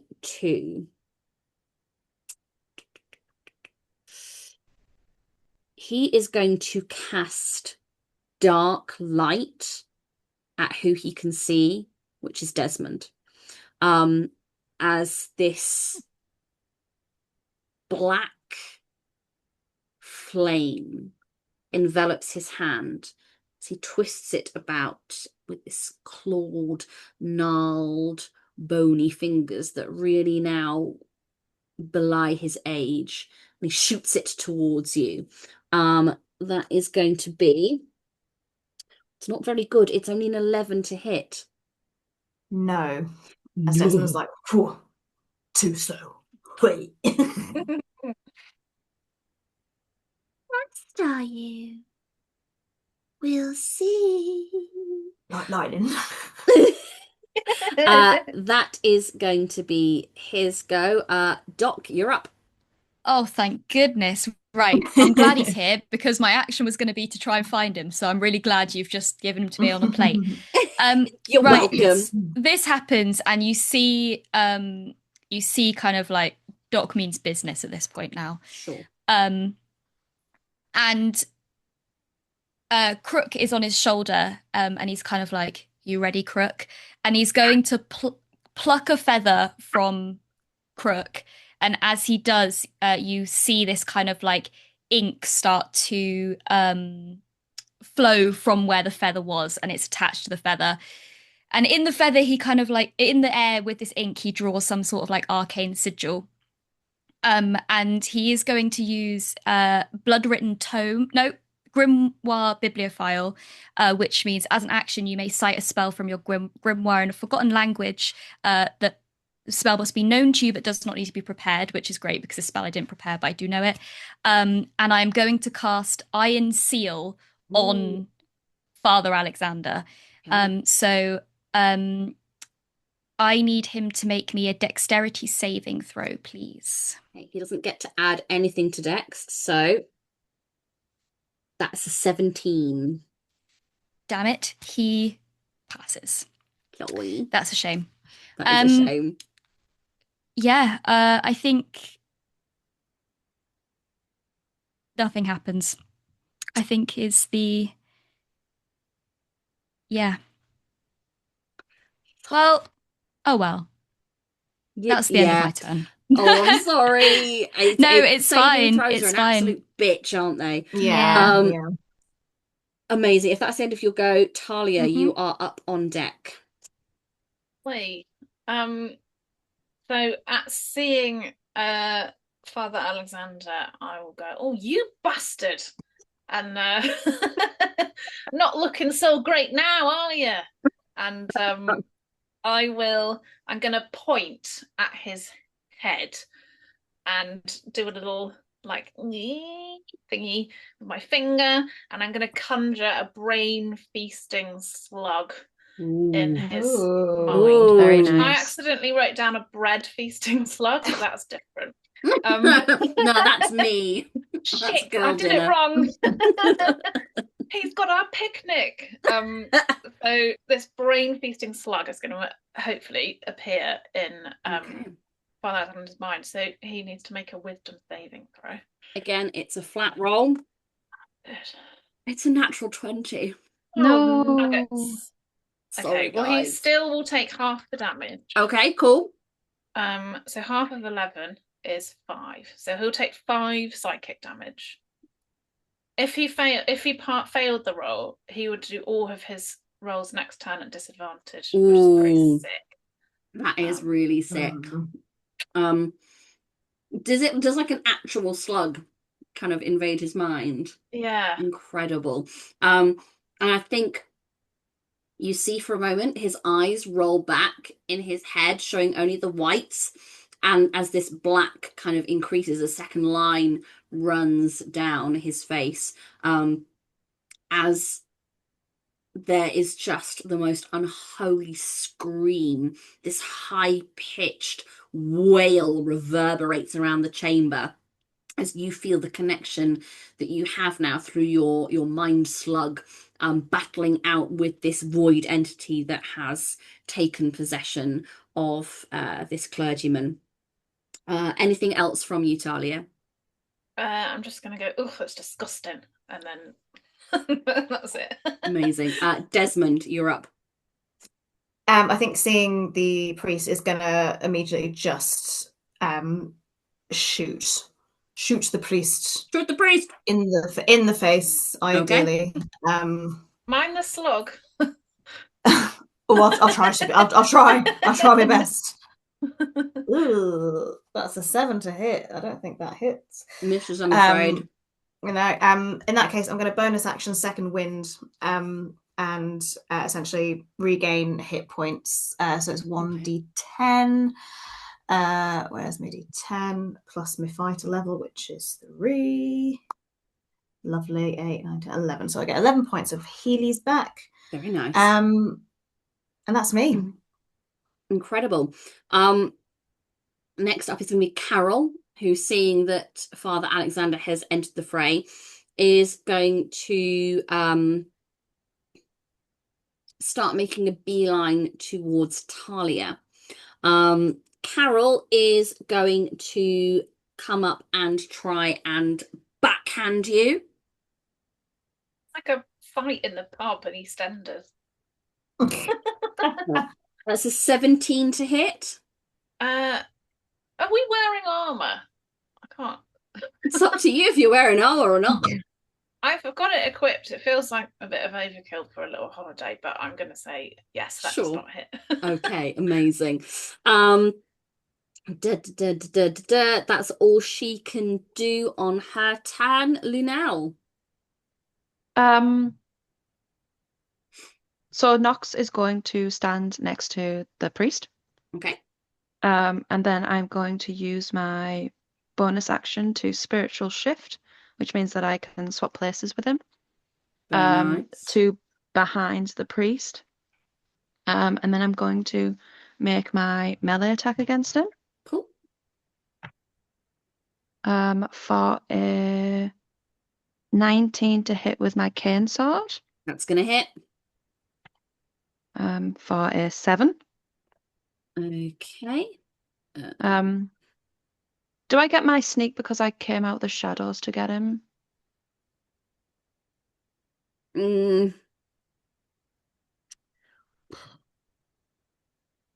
I'm gonna say you did, and I think because you shifted places with Nox, and it's behind him, I will say yes, you will get your sneak attack on. Okay. Then add another 6 to that, please. Okay. So sorry, that was total of. I think it was. I rolled a 4 plus 3, which is 7, and then a 6, but I don't know that for certain. Do you want me to just roll it again? No, it's all right because it just gives me a marker anyway of something. How does it look as you attack him? So she kicks off the cane of a cane sword, and then she just runs him through from behind. Okay. You run through, and he. And this void starts to peel itself from the body. I've really disturbed my cats. I'm so sorry, babies.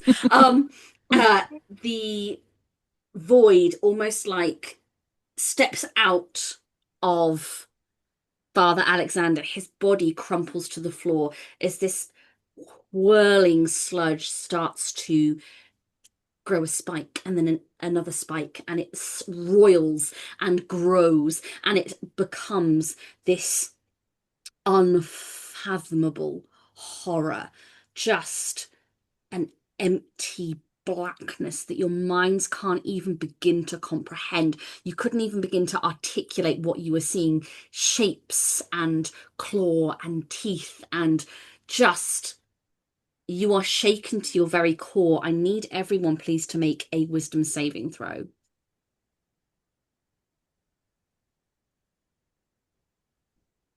Is this like a spell effect, or is it like a frightened thing? This is like a frightened thing. Yeah, because I can't be frightened by the sight of corpses or grim scenes. I don't know if this is technically counting as that, or is it something completely different? This is something completely different. That's fine. I just wanted to check. That's fine. That's what you it's never know. You never know. This is more like eldritch horror. Yeah. Steph. Hello. Nox has saving throws as well. Do you want me to roll for him as well? Yes, please. Okay. That was on a 2 for a 4. Okay, 19 for me, 15 for Nox. both pass. 14 for me. Passes. 16 for me and a 9 for Crook. You pass, Crook fails. So Crook and Desmond. You now suffer from anxiety until the end of your next turn. So this is a weakening condition of the psyche. Your ability checks, not your attack rolls, and saving throws in this state are made with disadvantage.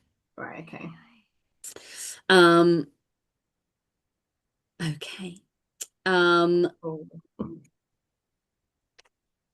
It's his go. Does he, because I haven't finished my sorry, turn. yeah, no, sorry, darling. A lot happened there. Yes, I still have a continue. dagger hit and movement. Continue. Okay, well, I hit him with my dagger through the panic for a 20 to hit. That hits. For a little 5 of damage. It counts. It adds on. It definitely counts. As it kind of like almost brushes your dagger aside, it's going to swirl around and make a tear attack at you. So let's make the attack roll. That is a smutty 20 to hit. Absolutely hits. You are going to take 5, 9, 12 points of slashing damage. Oof. And I need you Okay. to make a Constitution saving throw. Yep. That's a 10. Oh, I'm so sorry. You now suffer an open wound. This is a minor injury, and this will lower your contact resistance by 1. Okay. So I think as like this void, it's not even like a claw. It's like the most intense paper cut, like just like a schism through reality hits across your arm. So yeah, your contact resistance lowers by 1. It's going to make a second attack. I mean, Desmond's right there. Is this in response to me hitting it? No, Or is this his its turn. go? What did you Oh, because I do? haven't moved away yet. I still haven't done my Oh, movement. sorry, were you going to move? Yeah. Yeah, sorry, were you going to disengage? Sorry, darling. I don't need to disengage because I can teleport away from him, which doesn't Cool, induce. no worries. In that case, reactions. forget that one. This is all happening on Desmond. Sorry, Desmond. Desmond, you've just got a natural 20 on a claw attack. Shit. It's fine. It's a good job I second winded, isn't it? So that is going to be. So first off, 18 points of slashing damage. 6. And another 10 points of slashing damage. Oh my god, in a minute. I need to get the bloody calculator out now. Oof. The bloody calculator. I think if that was me, So I'd be dead. So thanks. Yeah, I'd be down. So yeah, I'm down. I'm down. 0. Well, cool.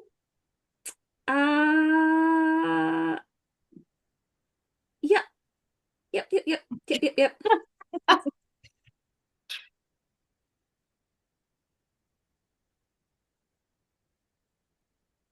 It is then going to stride across.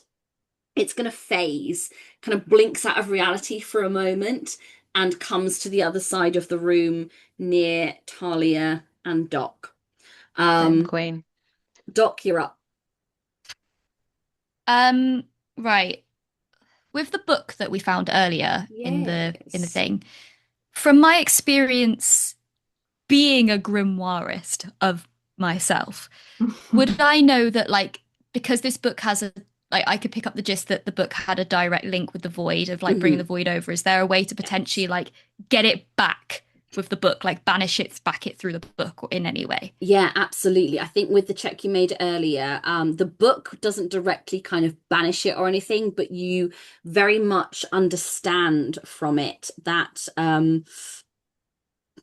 to remove the voidling you would have had to use radiant energy, but we're now past that point. But because the voidling has become something other, what you would know to be a clawer, it only has half its health at that point. It's like a kind of last-ditch self-defense mechanism. Okay. Radiant damage, light damage is going to be your best bet.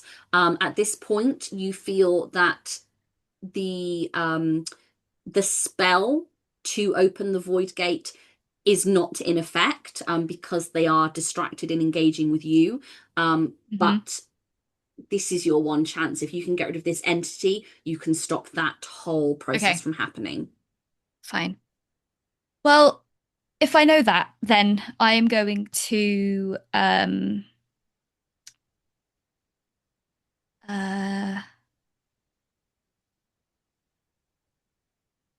this this could either go very well or very badly.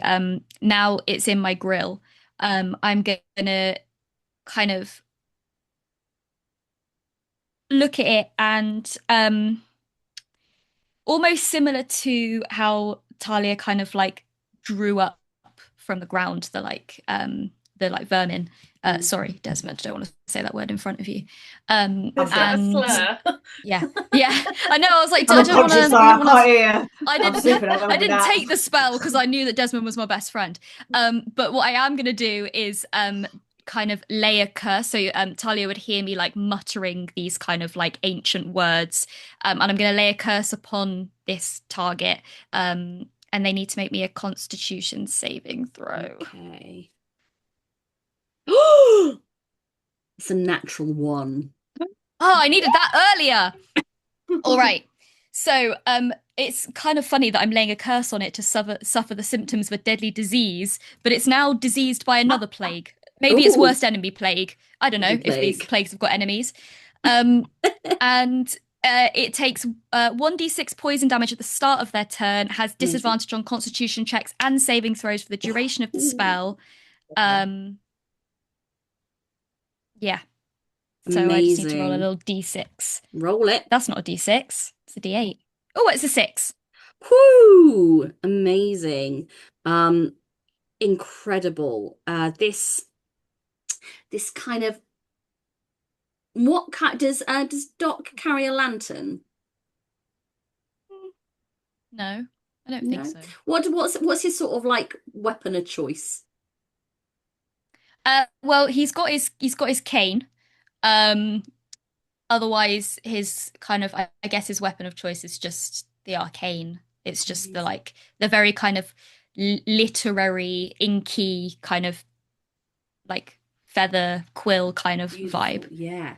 So I think as this spell goes off, and you invoke this other plague upon this creature, it's almost like a spilled ink pot.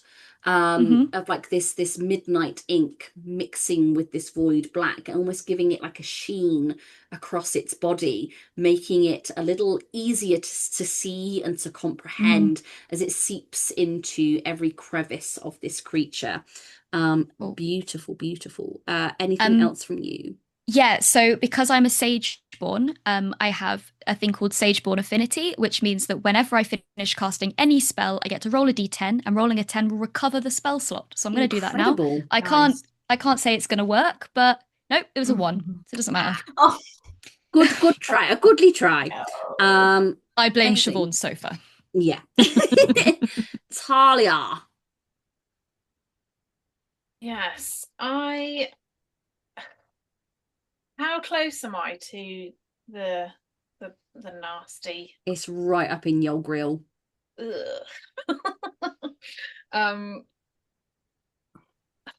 This is probably quite a bad idea, but I want to do it anyway because it'll be fun. I'm gonna. This is a bad idea, but I've started, so I'll finish. I'm gonna touch it.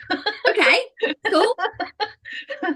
And I'm gonna press my hand onto it. Cool. And I'm gonna, I don't know, just like with bad intentions, and it's called Festering Wound, Ooh. and it's gonna so I need to make a melee spell attack, Yep. which is a 23. 23 is going to hit.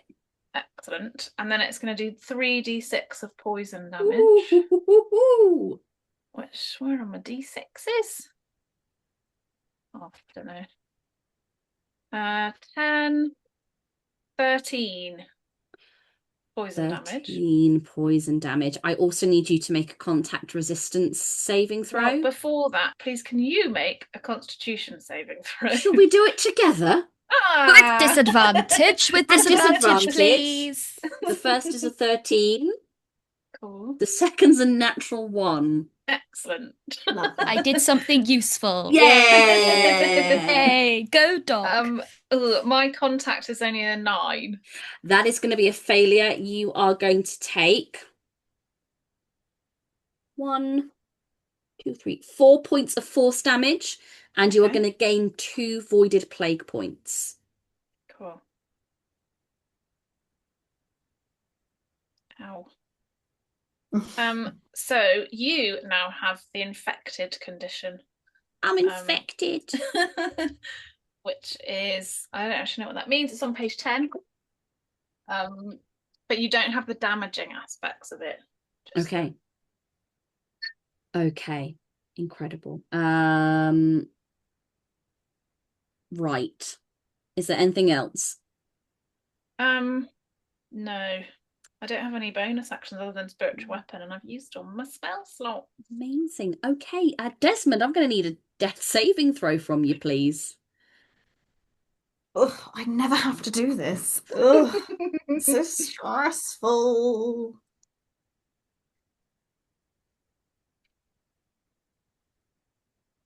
It's an 8. 1 fail for One me. fail.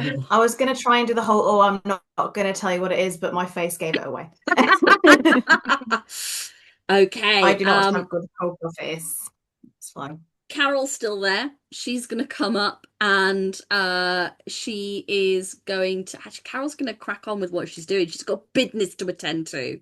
Business, Carol. Lunel, you are next up. So I'm going to run to Desmond. Okay. And I'm going to use the medicine action to try and stable him. Okay. Make a check. So that's 14 plus something. Yeah, plus I'm 1. just going to smash Yeah, it. So Desmond exactly. is stable. Yes. You're not up, but you're not dying. And is the Void Priest, is he 20 feet away from me? I would say so, yes. Okay, then I'm going to set Nox to Death's Grasp him. Okay. Which means he needs to make a wisdom saving throw, please, and the DC is 12. I kid you not, it's 13. Oh no. So yeah, nothing happens then. Okay. Anything else from you, Lunel? Yeah, I assume that everywhere here is dimly lit because we're in a crypt. Mm-hmm. Yeah, so she will she will teleport herself back to hide in the shadows. Okay, amazing. You're gonna smash a stealth check regardless. Yeah. It's fine. You're fine. He's mad, he's hurt. Thalia, you are getting hit with a claw attack. 24 to hit. Yeah, that hits. That's going to be 17 points of slashing damage. Ow! Cool. And then he's going to make an attack for Doc. This is going to be a tail. Oh, no. Shield is not going to help, is it? Because you've rolled a natural 20, right? I'm going down. I'm going down. This is so good. We should have gone to the Party hay wank. bale, guys. Yeah, right. That's going to be 15 points of slashing damage off the bat. Yeah, I mean, mate, I've got 5 hit points left. I want to see if I can... What's your total HP? Maxed? 20. Okay, so I've done 15 off the bat. Okay.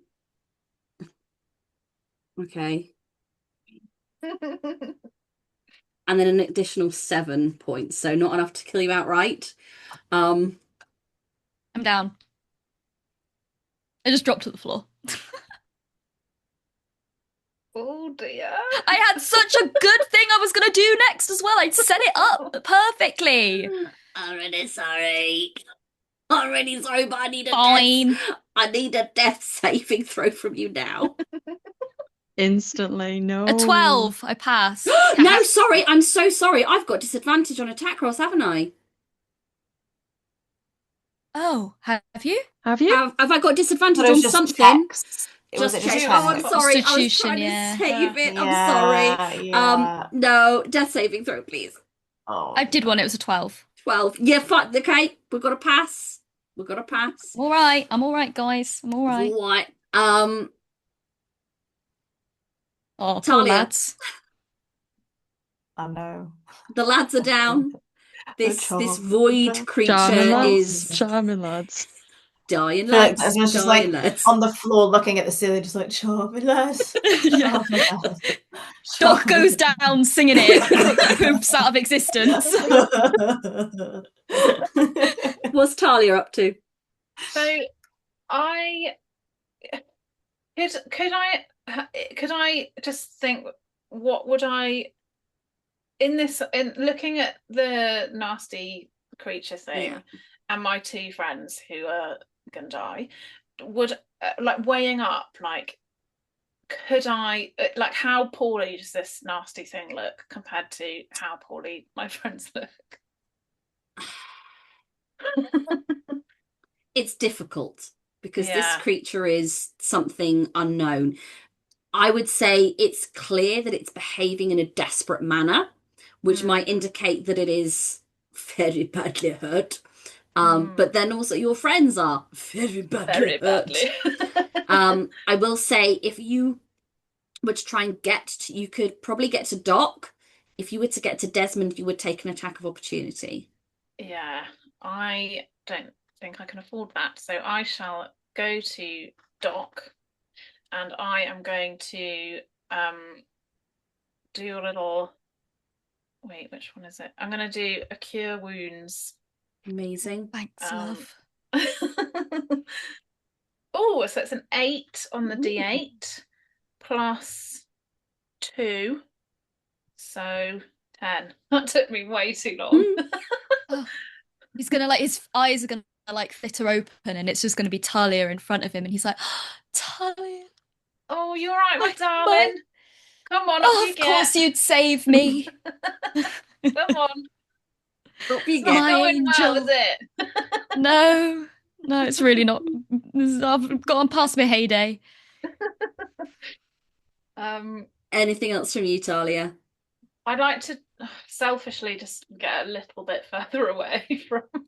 If I can go like round without going near to get towards. He'd have a swipe. He'd have a swipe. Okay. No, thank you. Desmond, you are stable, but you do not have any hit points.